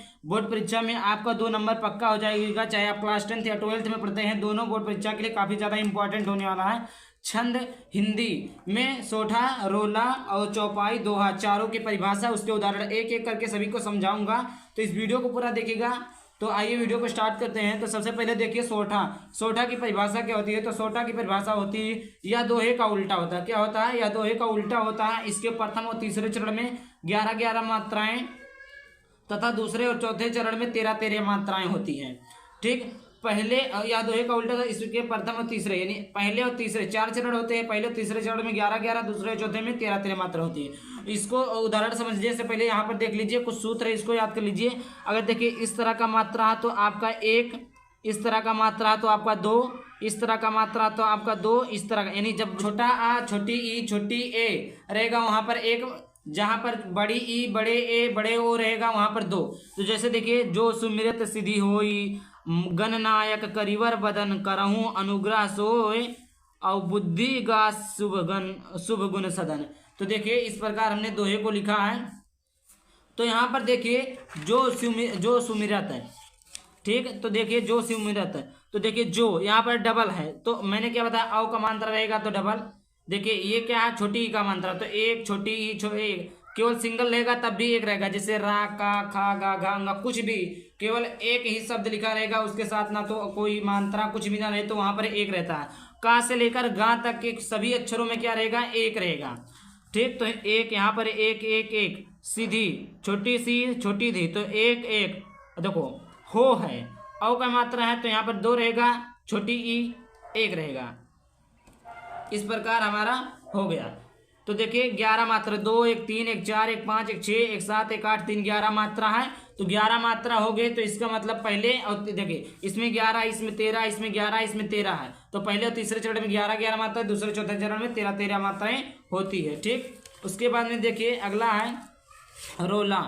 देखिए दूसरा है रोला या सामात्रिक छंद है। इसके 4 चरण होते हैं, प्रत्येक चरण में 24 मात्रा होते हैं, 11 और 13 पर्यायत होती है। तो देखिए इसके 4 चरण होते हैं, चारों चरण लिखा है। तो देखिए इसमें कितनी मात्राएं कुल होती है? कुल मात्राएं 24 मात्राएं होती है। देखिए आप लोग पढ़ लेना, अभी मैंने समझा दिया। 2, 2, 4, 2, 6, 2, 8, 2, 10, 2, 12, 1, 13, 2, 15, 1, 16, 2, 18, 2, 20, 2, 22, 2, 24, 24 मात्राएं हैं। यह सम्मात्रिक छंद है, सम्मात्रिक छंद है। इसके 4 चरण होते हैं, 4 चरण लिखा हुआ है। इस प्रत्येक चरण में 24 मात्रा है। 24 मात्रा मैंने गिना कर दिखा दिया। 11 और 13 पे यत होती है। तो यहाँ पर देखिए 11 और यहाँ पर देखिए 13। तो 11-13 पर क्या होती है? यत होती है। जित जाती हुई जिन्होंने भारत बाजी, निज बल से बल भेंट, बलमेट विधर्मी मुगल कुराजी, जिनके आगे ठहर सके जंगी नाग जहाजी, हाँ ये वही प्रसिद्ध छत्रपति भूप शिवाजी। इस प्रकार आपका है। उसके बाद में देखिए आपका आता है, अगला आपका आता है दोहा। क्या आता है आपका? दोहा। देखिए यहाँ पर दोहा है। पहले और तीसरे चरण में 13-13 मात्रा तथा दूसरे चौथे में चरण में 11-11 मात्रा। इससे साफ पता चलता है इसके भी कितने चरण होते हैं? 4 चरण होते हैं। पहले और तीसरे चरण में कितने? 13-13। तो देखिए पहला और तीसरा। तो देखिए पहले में ऐसी बाड़ी बोलिए माँ मन का आपा खोए, औरन को शीतल करे अपहु शीतल होए। तो देखिए ऐसी, देखिए ए की मात्रा है, बड़े ए है, तो इसमें कितना? 2, छोटी सी 1, बड़ा। देखिए अगर कोई भी बड़ा का परंग मंत्रा का, खा परंग मंत्रा खा, गा परंग मंत्रा का, इस प्रकार कुछ लिखा हो तो उसमें कितने होंगे? 2 मात्रा, यानी उसके साथ मात्रा जुड़ा हो तो क्या हो जाएगा? 2 हो जाएगा। तो वाड़ी, अड़ी का बड़ी मात्रा है 2, तो यहाँ पर देखिए ओ का मात्रा है 2, छोटी है 1, छोटा ए है 1, बड़ा मा परंग मात्रा मा है तो 2, 2, 1, 3, 1, 4, 2, 6, 2, 8, 2, 10, 3, 13। पहले और तीसरे चरण में क्या क्या होते हैं? 13-13 मात्रा। तो पहले और तीसरे चरण में देखिए 13-13, दूसरे चौथे चरण में देखिए कितना होता है? 11। आप लोग देख लीजिएगा। उसके बाद में देखिए आ जाता है चौपाई। चौपाई देखिए चौपाई के प्रत्येक चरण में 16 मात्रा होती है। चौपाई के प्रत्येक चरण में कितनी मात्रा होती है? 16 मात्रा होती है। उदाहरण, जय हनुमान ज्ञान गुण सागर, जय कपीत तिहुलोक उजागर, रामदूत बल धामा, अंजन पुत्र पवन सुधनामा। ठीक, सुतनामा। तो देखिए जय केवल सिंगल है तो 1, सिंगल है तो 1। देखिए का से लेकर ज्ञान तक कुछ भी रहे, अभी हमने बताया है। यहाँ पर देखिए का से लेकर ज्ञान तक कुछ भी रहे तो वहां पर 1 रहेगा, और कहीं पर का के साथ मात्रा लग जाएगा तो वहीं पे 2 हो जाएगा। का से ज्ञान तक, दोनों तक अगर बड़ा अ का मात्रा लग जाएगा तो वहां पर कितना हो जाएगा? 2 हो जाएगा, गुरु हो जाएगा यानी कि। तो देखिए 1, 1, 2, 2, और देखिए हा है तो 1, छोटा ऊ है, छोटा ऊ का मात्रा है तो 9, 1 हो गया। बड़ा माँ है, माँ परक मात्रा माँ है तो 2, ना 1 गया। परक मात्रा गया तो 2 हो गया, ना खाली 1 हो जाएगा। गुण में देखिए छोटा ऊ का मात्रा तो 1, औड़ा में 1, सपरक मात्रा सा, इसलिए 2 हो गया, खाली का है 1, खाली रहा है तो 1। देखिए इस प्रकार कितनी मात्राएं हो गई, 16 मात्राएं। तो चौपाई के प्रत्येक चरण में 16 मात्राएं होती है। देखिए 4 चरण लिखा हुआ है, चारों चरण में आपके 16 मात्राएं आप चेक कर सकते हैं। तो आई होप वीडियो अच्छा लगा, वीडियो को अच्छा लगा तो वीडियो को लाइक कर देना और चैनल पर पहली बार आए तो चैनल को सब्सक्राइब कर देना। चलिए मिलते हैं किसी नए वीडियो में किसी नए टॉपिक के साथ, तब तक बाय बाय, थैंक यू, जय हिंद, जय भारत, वंदे मातरम। ये आपका अलंकार है उत्प्रेक्षा अलंकार। जहां उपमेय में उपमान की संभावना की जाए वहां उत्प्रेक्षा अलंकार होता है। उदाहरण है, सोहते ओढ़े पीते पटो श्याम सलोनि गात, औ मनो नील मने शैल पर आपते आप पर ओ प्रभात। उत्प्रेक्षा अलंकार है जी पर बच्चे। जहां उपमेय में उपमान की संभावना की जाए उत्प्रेक्षा अलंकार। सोहत ओढ़े पीत पटु श्याम सलोने ज्ञात, मनो नील मन शैल पर अतः परो प्रभात। स्पष्टीकरण, यहाँ पीला वस्त्र धारण किए हुए कृष्ण के श्याम शरीर उपमेय प्रस्तुत कर रहा है। में प्रातःकालीन धूप से शोभित नीलमणि से उपमान की संभावना की गई है, अतः उत्प्रेक्षा अलंकार है। इस प्रकार आपका अलंकार भी क्लियर हो गया। आई होप किसी बैंक शाखा प्रबंधक को ऋण प्राप्ति हेतु आवेदन पत्र बताने वाले हैं पर बच्चों, जो कि बोर्ड एग्जाम 2025 के लिए काफी ज्यादा इंपॉर्टेंट है। ये आपका हाई स्कूल में जो लास्ट क्वेश्चन होता है 4 नंबर का पूछता है। ये आपका फिर बच्चों 4 नंबर का पूछता है। कितने नंबर का पूछता है फिर बच्चों? 4 नंबर का। मतलब ऐसा नहीं कि शाखा प्रबंधक के ऋण प्राप्ति हेतु आवेदन पत्र आ गया, कोई सा भी पत्र लिखने के लिए दे देता है। पानी विभाग के लिए हो गया, कृषि विभाग के लिए हो गया, या आपके बिजली विभाग के लिए हो गया, तो इस प्रकार आपको भी दे सकता है।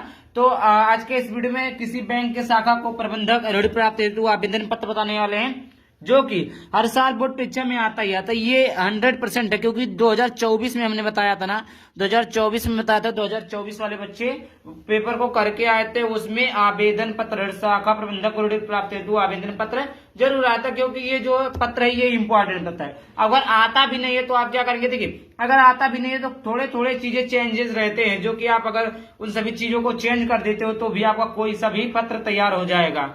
बहुत ही सिंपल वे में बताऊंगा बच्चों, जिससे आप कोई भी पत्र लिख सकते हैं। ऐसा नहीं कि केवल आप शाखा प्रबंधक को ऋण प्राप्ति हेतु आवेदन पत्र ही लिखेंगे, कोई सा भी आप पत्र लिख सकते हैं। बस वीडियो को करना क्या है बच्चों, पूरा देखना है, वीडियो को शेयर कर देना है और चैनल पर पहली बार चैनल को सब्सक्राइब करके लाइक जरूर कर देना है, तभी आपको इसका फायदा मिल पाएगा। तो देखिए सबसे पहले ये चीजें क्वेश्चन लिखी रहेंगी, उसके बाद में आपको लिखना होगा सेवा में। क्या लिखना होगा फिर बच्चों? सेवा में। सबसे पहली बात प्यारे बच्चों, कुछ लोग गलतियां ये कर देते हैं ना, कि सेवा में लिखते हैं कॉमा नहीं लगाते हैं, जो कि आपको कॉमा अवश्य लगाना इंपॉर्टेंट फैक्ट्स चीजें हैं। और जैसा सेवा में है कॉमा लगाने के बाद में देखिए कॉमा के इधर लिखा है, बहुत बच्चे क्या लिखते हैं यहाँ से लिखना स्टार्ट कर देते हैं, ये बिल्कुल रॉन्ग तरीका है। यही छोटे छोटे स्टेप जो होते हैं वो आपको बोर्ड परीक्षा में नंबर नहीं दिलाते, वो आपके नंबर कट जाते हैं। तो आप बोलते हैं सर मैं लिख कर आया था बट मेरा नंबर कट गया। यही सारी चीजें गलतियां होती है। गलतियां क्या? सेवा में है, सेवा के में के नीचे हम क्या लगाएंगे? कामा। अब कामा के इधर हम लिखना प्रारंभ करेंगे, इधर लिखना प्रारंभ करेंगे पर बच्चों। और देखिए ऐसा नहीं कि अब इधर से लिखना प्रारंभ करें, बिल्कुल नहीं, ऐसा आपको नहीं करना है। आपने लिखा सेवा में के इधर आपने लगाया कॉमा, कॉमा के इधर आप लिखना प्रारंभ करेंगे। क्या लिखेंगे? कि शाखा प्रबंधक state bank of India Uttar Pradesh Siddharthnagar. फिर उसके बाद ये इतना चीजें सेम नहीं, सेवा में आपने लिखा शाखा प्रबंधक लिखा, कौन सा बैंक है? पूर्वांचल बैंक है या पंजाब नेशनल बैंक है, स्टेट बैंक ऑफ इंडिया, जो भी आप अपना अपना लिख सकते हैं। और ये कहाँ से है? तो 21 जिले से है, सॉरी किस राज्य से है? तो उत्तर प्रदेश है। किस जिले से? सिद्धार्थनगर जिला है। इस प्रकार आप लिख सकते हैं। तो सबसे पहले सेवा में आपको लिखना क्या होगा? सेवा में आपको लिखना होगा शाखा प्रबंधक state bank of India Uttar Pradesh Siddharthnagar. समझ में आ गया? और जैसे कोई उत्तर प्रदेश से नहीं है तो यहाँ पर जिस राज्य से वो लिख देंगे, वैसे उत्तर प्रदेश के बच्चों के लिए काफी ज्यादा इंपॉर्टेंट। तो उत्तर प्रदेश तो आप लिखेंगे, सिद्धार्थनगर हो गया सिद्धार्थनगर लिख देंगे, प्रयागराज हो गया प्रयागराज लिख देंगे, अयोध्या हुआ अयोध्या लिखेंगे, गोंडा हुआ गोंडा लिखेंगे, बस्ती हुआ बस्ती लिखेंगे, और प्रयागराज हो गया प्रयागराज। मतलब जो भी आपका जिला है वो इधर लिख देंगे कोष्टक में, ताकि पता चले कि कौन सा बैंक है, स्टेट बैंक ऑफ इंडिया है, किस राज्य से? उत्तर प्रदेश राज्य से। किस जिले में? तो सिद्धार्थनगर जिले में है। इससे उसको पता चल जाएगा अच्छे से कि बच्चा लिखना जानता है। अब फिर दूसरी गलती आती है विषय। विषय में क्या होता है बच्चों? विषय लिखते तो हैं, बस यही उतार देते हैं। पहली गलती तो ये है। दूसरी गलती है आपको विषय जो ये अब देखिए उत्तर प्रदेश के नीचे यहाँ पर विषय नहीं लिखना। जैसे मैं बता देता हूँ आपको, यहाँ पर जैसे यहाँ पर आपने लिखा, इतना लिखा उत्तर प्रदेश। अब ऐसा नहीं है सेवा में, अब क्या लिखेंगे, विषय। विषय आपको यहाँ से लिखना नहीं प्रारंभ करना पे बच्चों, बिल्कुल रॉन्ग तरीका, यहाँ से नहीं लिखना प्रारंभ करना, बल्कि देखिए यहाँ पर ये लाइन है, इधर है, इधर नहीं लिखना, ये जो है इधर इधर ये लेकर आना यहाँ पर। अब यहाँ पर लिखना क्या, विषय। लाइन नहीं खींचना, मैं तो समझाने के लिए बता रहा हूँ, विषय लिखना है, विषय लिखना है। इस प्रकार आपको विषय लिखना है, ऐसा नहीं कि आप यहाँ से लिखना, ये भी आपकी बहुत बड़ी गलती है। विषय में बच्चे क्या करते हैं, विषय में पूरा ही उतार देते, बैंक की शाखा प्रबंधक को ऋण प्राप्त हेतु आवेदन पत्र। ये क्या है, ये आप क्वेश्चन उतार रहे हैं, क्वेश्चन नहीं। विषय का मतलब आता है 4 से 5 शब्दों में कुछ ऐसा लिख दीजिए जिससे एग्जामिनर को पता चल जाए, हाँ इसी के ऊपर जो है पत्र लिखा हुआ, इसी के ऊपर आवेदन पत्र लिखा हुआ। कुछ ऐसी चीजें लिखिए जिससे टीचर को पता चल जाए कि हाँ इसे ऋण प्राप्त हेतु आवेदन पत्र। अब कोई भी समझ जाएगा ऋण प्राप्त करना किससे, बैंक से ही तो प्राप्त करना है, बैंक शाखा। तो ऋण प्राप्त हेतु मतलब ऋण मतलब पैसा लेने के लिए एक पत्र लिखा जा रहा है, किससे पैसा लिया जाएगा, बैंक से लिया जाएगा ना। तो इस प्रकार एग्जामिनर को समझ में आ जाएगा। तो आप लिखेंगे विषय, विषय में आप लिखेंगे ऋण प्राप्त हेतु आवेदन पत्र, फिर लिखेंगे महोदय। अब देखिए यहाँ पर बच्चों क्या हुआ, आपने यहाँ पर क्या लिखा, विषय लिख दिया, क्या लिख दिया, विषय लिख दिया। अब विषय में क्या होता है बच्चों, विषय के बाद में हम महोदय यहाँ से लिखना प्रारंभ करते हैं बहुत बच्चे, महोदय, जो कि गलत तरीका, इधर नहीं लिखना है। आपने विषय लिखा है, जैसे यहाँ पर देखिए आपने क्या लिखा, विषय, विषय आपने लिखा। अब यहाँ इसके नीचे एक लाइन छोड़कर लिखेंगे महोदय, क्या लिखेंगे प्यारे बच्चों, महोदय। अब महोदय के नीचे भी कामा लगाएंगे और कामा के नीचे इधर से अब लिखना प्रारंभ कर देंगे, जैसे यहाँ पर देखिए लिखा हुआ है।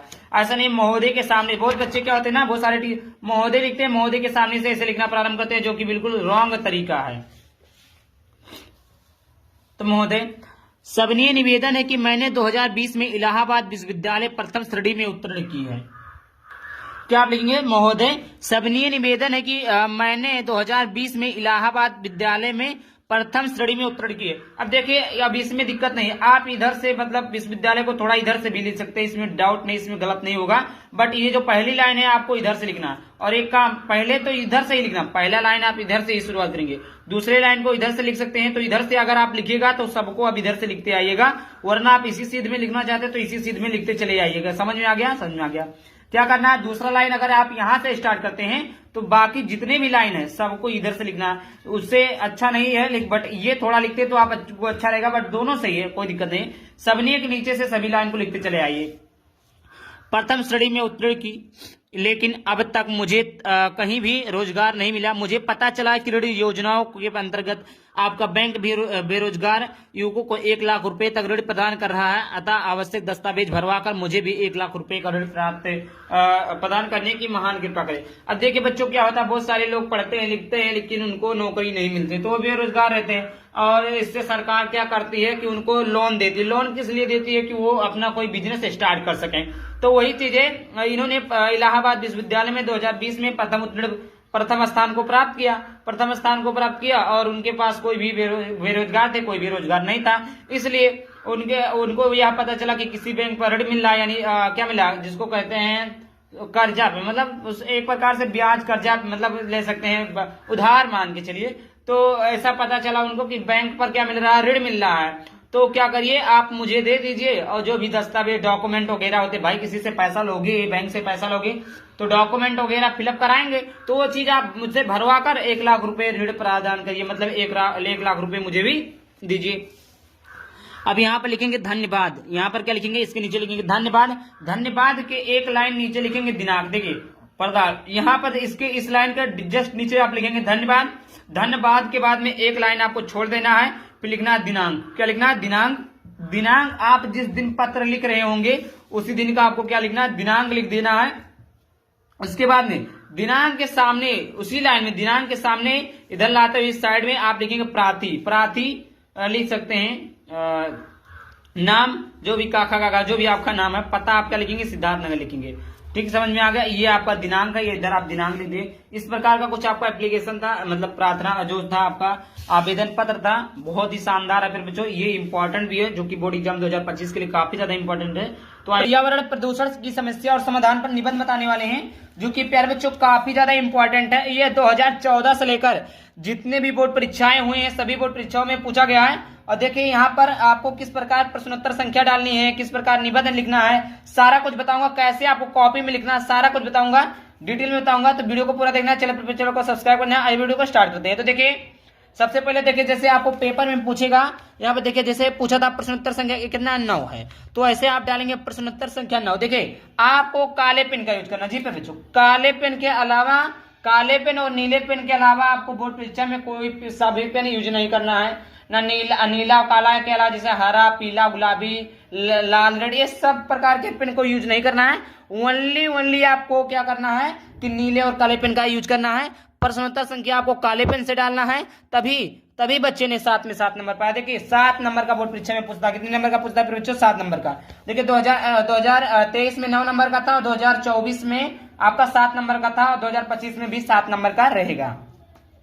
तो देखिए सबसे पहले आप यहाँ पर इस हेडिंग को डाल देंगे, पर्यावरण प्रदूषण की समस्या और समाधान। जी पर बच्चों, पर्यावरण प्रदूषण की समस्या और समाधान, इस प्रकार आप डाल देंगे। उसके बाद में देखते हैं प्रश्नोत्तर संख्या 9 आपने डाला, पर्यावरण प्रदूषण की समस्या और समाधान डाला।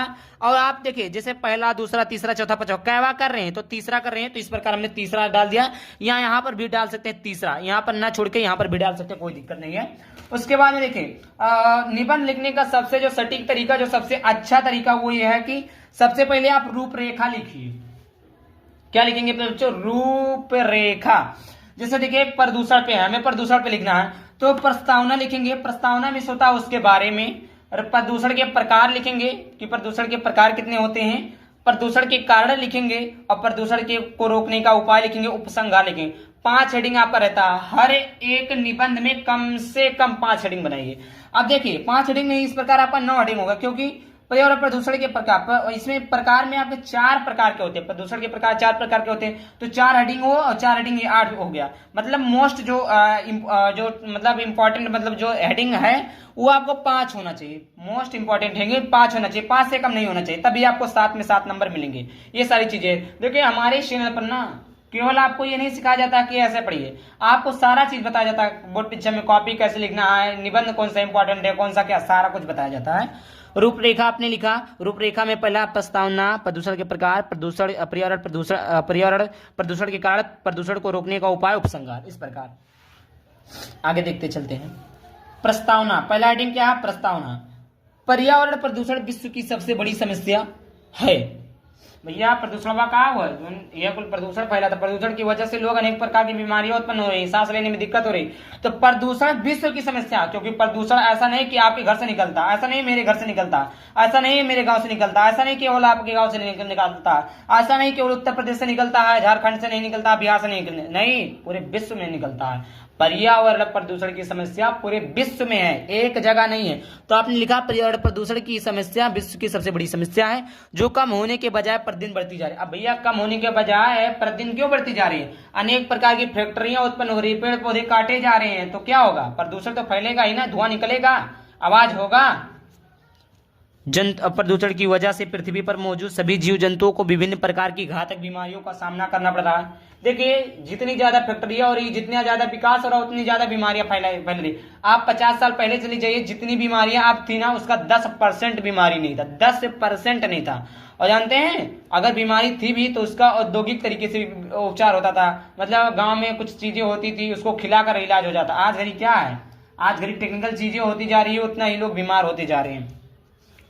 और प्राकृतिक संतुलन में भी प्रदूषण के कारण दोष पैदा। अब भैया प्रदूषण फैली, पेड़वा कटवो, तो प्राकृतिक संतुलन में पैदा जरूर हुई। को प्रदूषण के कारण विभिन्न प्रकार की बीमारियां हो रही है, आपको बता दिया हमने। इस प्रकार आपने लिखा क्या? प्रस्तावना। और आगे देखते हैं। इस प्रकार अगला हेडिंग डालेंगे प्रदूषण के प्रकार। प्रदूषण मुख्य रूप से 4 प्रकार के होते हैं। प्रदूषण मुख्य रूप से कितने प्रकार के होते हैं? 4 प्रकार के होते हैं। पहला वायु प्रदूषण, जल प्रदूषण, मृदा प्रदूषण और ध्वनि प्रदूषण। मतलब कितने प्रकार के होते हैं? यहाँ पर 4 प्रकार के, 3 और 1, 4। अब आपको नाम से ही पता चला, वायु मतलब जो वायु से होता है, ध्वनि जल से मतलब जो पानी से होता है, मृदा से जो खेत से होता है, मिट्टी से होता है, और ध्वनि से जो लाउड स्पीकर से होता है। नाम से ही पता चल जा रहा, नाम से ही आपको याद हो जा रहा कितना अच्छा आसान है, कितना अच्छा तरीका है। वायु प्रदूषण यह सबसे खतरनाक प्रदूषण है। देखिए वायु प्रदूषण क्यों खतरनाक है, क्योंकि वायु में जितनी भी चीजें, जितने भी मतलब खतरनाक बीमारियां आती है वायु के लिए सब खतरनाक है। जैसे कोरोना वायरस आया था, छूने से होता था, वायु से होता, उसी प्रकार जो भी मतलब अब वायु, हवा कहाँ चलेगी भैया, सारी जगह चलती है, तो वायु से चलेगी, यहाँ होगा वहां होगा, सारी जगह होता, तो सबसे खतरनाक बीमारी है।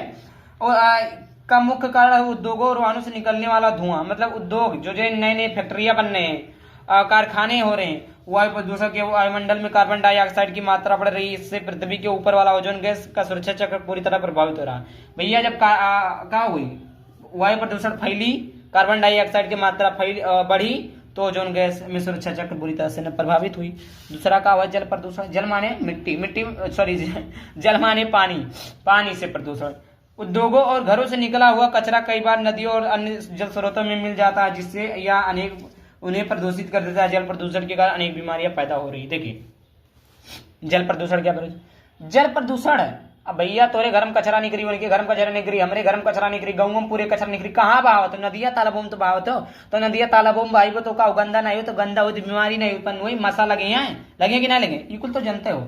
तो समझिएगा, फिर से समझिए कि जब भी आप अपने घर का कचरा, दूसरे के घर का कचरा, गांव का कचरा पूरा जाता है नदियों में फेंकते हैं, तालाबों में फेंकते हैं, तो शुद्ध पानी रहता तो दूषित हो जाता। भैया जब दूषित हो जाएगा पानी, तो वहां पर बहुत सारे मतलब अनेक प्रकार के गंदा आएगी, अनेक प्रकार के मासा, अनेक प्रकार के कीटाणु बैठेंगे, तो वहां पर क्या होगा, बीमारी उत्पन्न होगी। अगला मृदा प्रदूषण।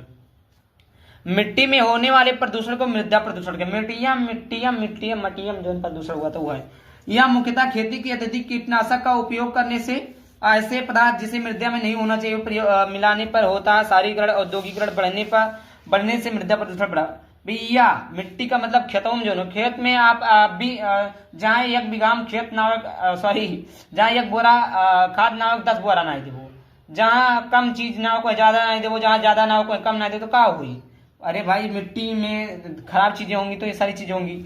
ध्वनि प्रदूषण। ध्वनि प्रदूषण किसी भी प्रकार के अनुपयोगी ध्वनि को कहते हैं। इस प्रदूषण से मानव और जीव जंतुओं को परेशानी होती है। कल कारखानों का शोर, यातायात का शोर, मोटर गाड़ियों की आवाज, लाउड स्पीकरों की आवाज, कर्ण भेदक ध्वनि आदि से यह प्रदूषण। अब भैया देखो बुलेटों में आज क्या होता है, पू पू, अरे यार जो कंपनी की तरफ से आता है आवाज वो भी तो सही है, उससे भी तो लोग सुन सकते हैं, नहीं तो नहीं लगाएंगे हारन अच्छे वाला कि दूर तक सुनाई दे, तो उससे क्या होगा, ध्वनि उत्पन्न होती है। जब ध्वनि उत्पन्न होगी तो बीमारियां उत्पन्न होगी। डीजे कहीं हमारा डीजे सबसे तेज आ जाता है, तो वह ध्वनि उत्पन्न हुई। कारखानों में जो चली सामने वह ध्वनि उत्पन्न हुई, तो ध्वनि से भी होता है। प्रदूषण के दुष्परिणाम, मतलब प्रदूषण के कारण, मतलब प्रदूषण क्यों होते हैं, तो प्रदूषण के कारण मानव जीवन को खतरा पैदा हो रहा। आदमी खुली हवा में सांस नहीं ले पा रहा, लेने तक को तरस रहा। गंदे जल के कारण कई बीमारियां फसलों में चली जाती, जो मनुष्य के शरीर में पहुंचकर, अब भैया देखिए गंदे जल कहाँ जाएंगे, खेतों में जाएंगे, खेतों में आप धान गेहूं बोएंगे, उसको खाएंगे तो बीमारी उत्पन्न होगी। मनुष्य के शरीर में पहुंचकर बीमारियां पैदा हो रही, प्राकृतिक संतुलन पैदा हो रहा है। कई तरह के जीव और प्रजातियां प्रदूषण के कारण विलुप्त हो जा रही है। समझ आ गया। अब आगे बात करते हैं प्रदूषण को रोकने के उपाय। अब भैया हम कैसे प्रदूषण को कम कर सकते हैं। अरे भाई देखो चाहे जो चीज हुआ था तो अगर रोके के इलाज रहा था, क्या रहा था, रोके के इलाज रहा था, तो हर एक चीज का मतलब सोल्यूशन रहता है। तो इसी प्रकार इसका सोल्यूशन क्या है, प्रदूषण कम करने के लिए हमें लोगों को जागरूकता पैदा करनी होगी, मतलब लोगों को बताना होगा कि इसी प्रकार से हम प्रदूषण को कम कर सकते हैं। वनों के विनाश को रोकना। भैया देखो टेक्निकल चीजें बढ़ रही, ठीक है, कोई दिक्कत नहीं है, बढ़ना भी चाहिए, लेकिन आप पेड़ों को मत काटे, पेड़ों को भी लगाते चाहिए। जितना फैक्ट्री लगाइए उसका 10 गुना अगर आप लोग पेड़ लगाते हैं तो भी मतलब नॉर्मल रहेगा, दिक्कत नहीं है। लेकिन क्या करते हैं, कभी कोई एक पेड़ नहीं लगाता। पेड़ को अत्यधिक लगाइए। हर एक व्यक्ति को साल भर में कम से कम 2 पेड़ लगाने चाहिए। साल भर में 2 पेड़ कम से कम लगाना चाहिए हर एक व्यक्ति को। अधिक से अधिक पेड़ लगाने होंगे, अधिक से अधिक पेड़ लगाने होंगे। वर्षा के जल को संचित करके उसका पुनः उपयोग करना चाहिए। सरकार को भी समय समय पर प्रदूषण के खिलाफ अभियान चलाने होंगे और लोगों को सबसे पहले अपने घरों से निकला हुआ कचरा तालाबों और नदियों में बहाएंगे। अपने गली और मोहल्ले को भी साफ सुथरा रखेंगे। भैया देखो सबसे पहले आपको अपने घर की जिम्मेदारी सफानी होगी। नहीं अपने घर को समझा ही ना पाओ, दूसरे घर के समझाने जाओ, ये गलत है। सबसे पहले आप लोग अपने घर को समझाइए, तब दूसरे के घर को समझाइए। समझ में आ गया। क्योंकि जब खुद का घर बिगड़ा रहेगा तो दूसरों को समझाने में मजा नहीं आएगा। उसी प्रकार पहले अपना घर साफ करिए, फिर दूसरों को बताइए वो अपना घर, सभी लोग जब अपना घर साफ कर लेंगे तो ठीक रहेगा। फिर सब लोग अपना मोहल्ला साफ करेंगे, मोहल्ला साफ होगा, गांव साफ करेंगे, गांव साफ होगा, तो इस प्रकार मतलब उनका डिस्ट्रिक्ट होगा, डिस्ट्रिक्ट होगा तो इस प्रकार उनका जिला होगा, तो इसी प्रकार मतलब जो भी होगा। उपसंहार, प्रदूषण एक बहुत गंभीर समस्या है। प्रदूषण कम करने के लिए हर व्यक्ति को अपने स्तर प्रयास करने की आवश्यकता है। हमारा कर्तव्य है कि हम प्रदूषण के खिलाफ अपना योगदान देकर पर्यावरण को सुरक्षित रखें। 7 नंबर का ये था, या आपको इससे 7 नंबर मिल जाएगा। आई होप पसंद आया होगा, पसंद आया तो वीडियो को लाइक करना। उससे पहले देखिए, अगर आप कक्षा 10वीं में पढ़ते हैं, 12वीं में पढ़ते हैं, कोई दिक्कत नहीं, 49 रुपए में मिल रहे हैं प्यारे बच्चों आपको सभी सब्जेक्ट के PDF, Hindi, English, math, science, social science, Sanskrit, art. अगर आप लोग लेना, देखिए आपको लाइव क्लासेस इस पे चलाए जाएंगे, रिकॉर्डिंग क्लासेस पढ़ाया जाएगा, hand written note, previous year question, previous year paper, 2025 के मॉडल पेपर, इंपॉर्टेंट क्वेश्चन, ये सारी चीजें मिलेंगी। 100 से अधिक पीडीएफ मिलेगा मात्र 49 रुपए में। आप लोग इस पे पेमेंट करके स्क्रीनशॉट भेजेंगे, तुरंत आपको पीडीएफ मिल जाएगा। जय हिंद, जय भारत।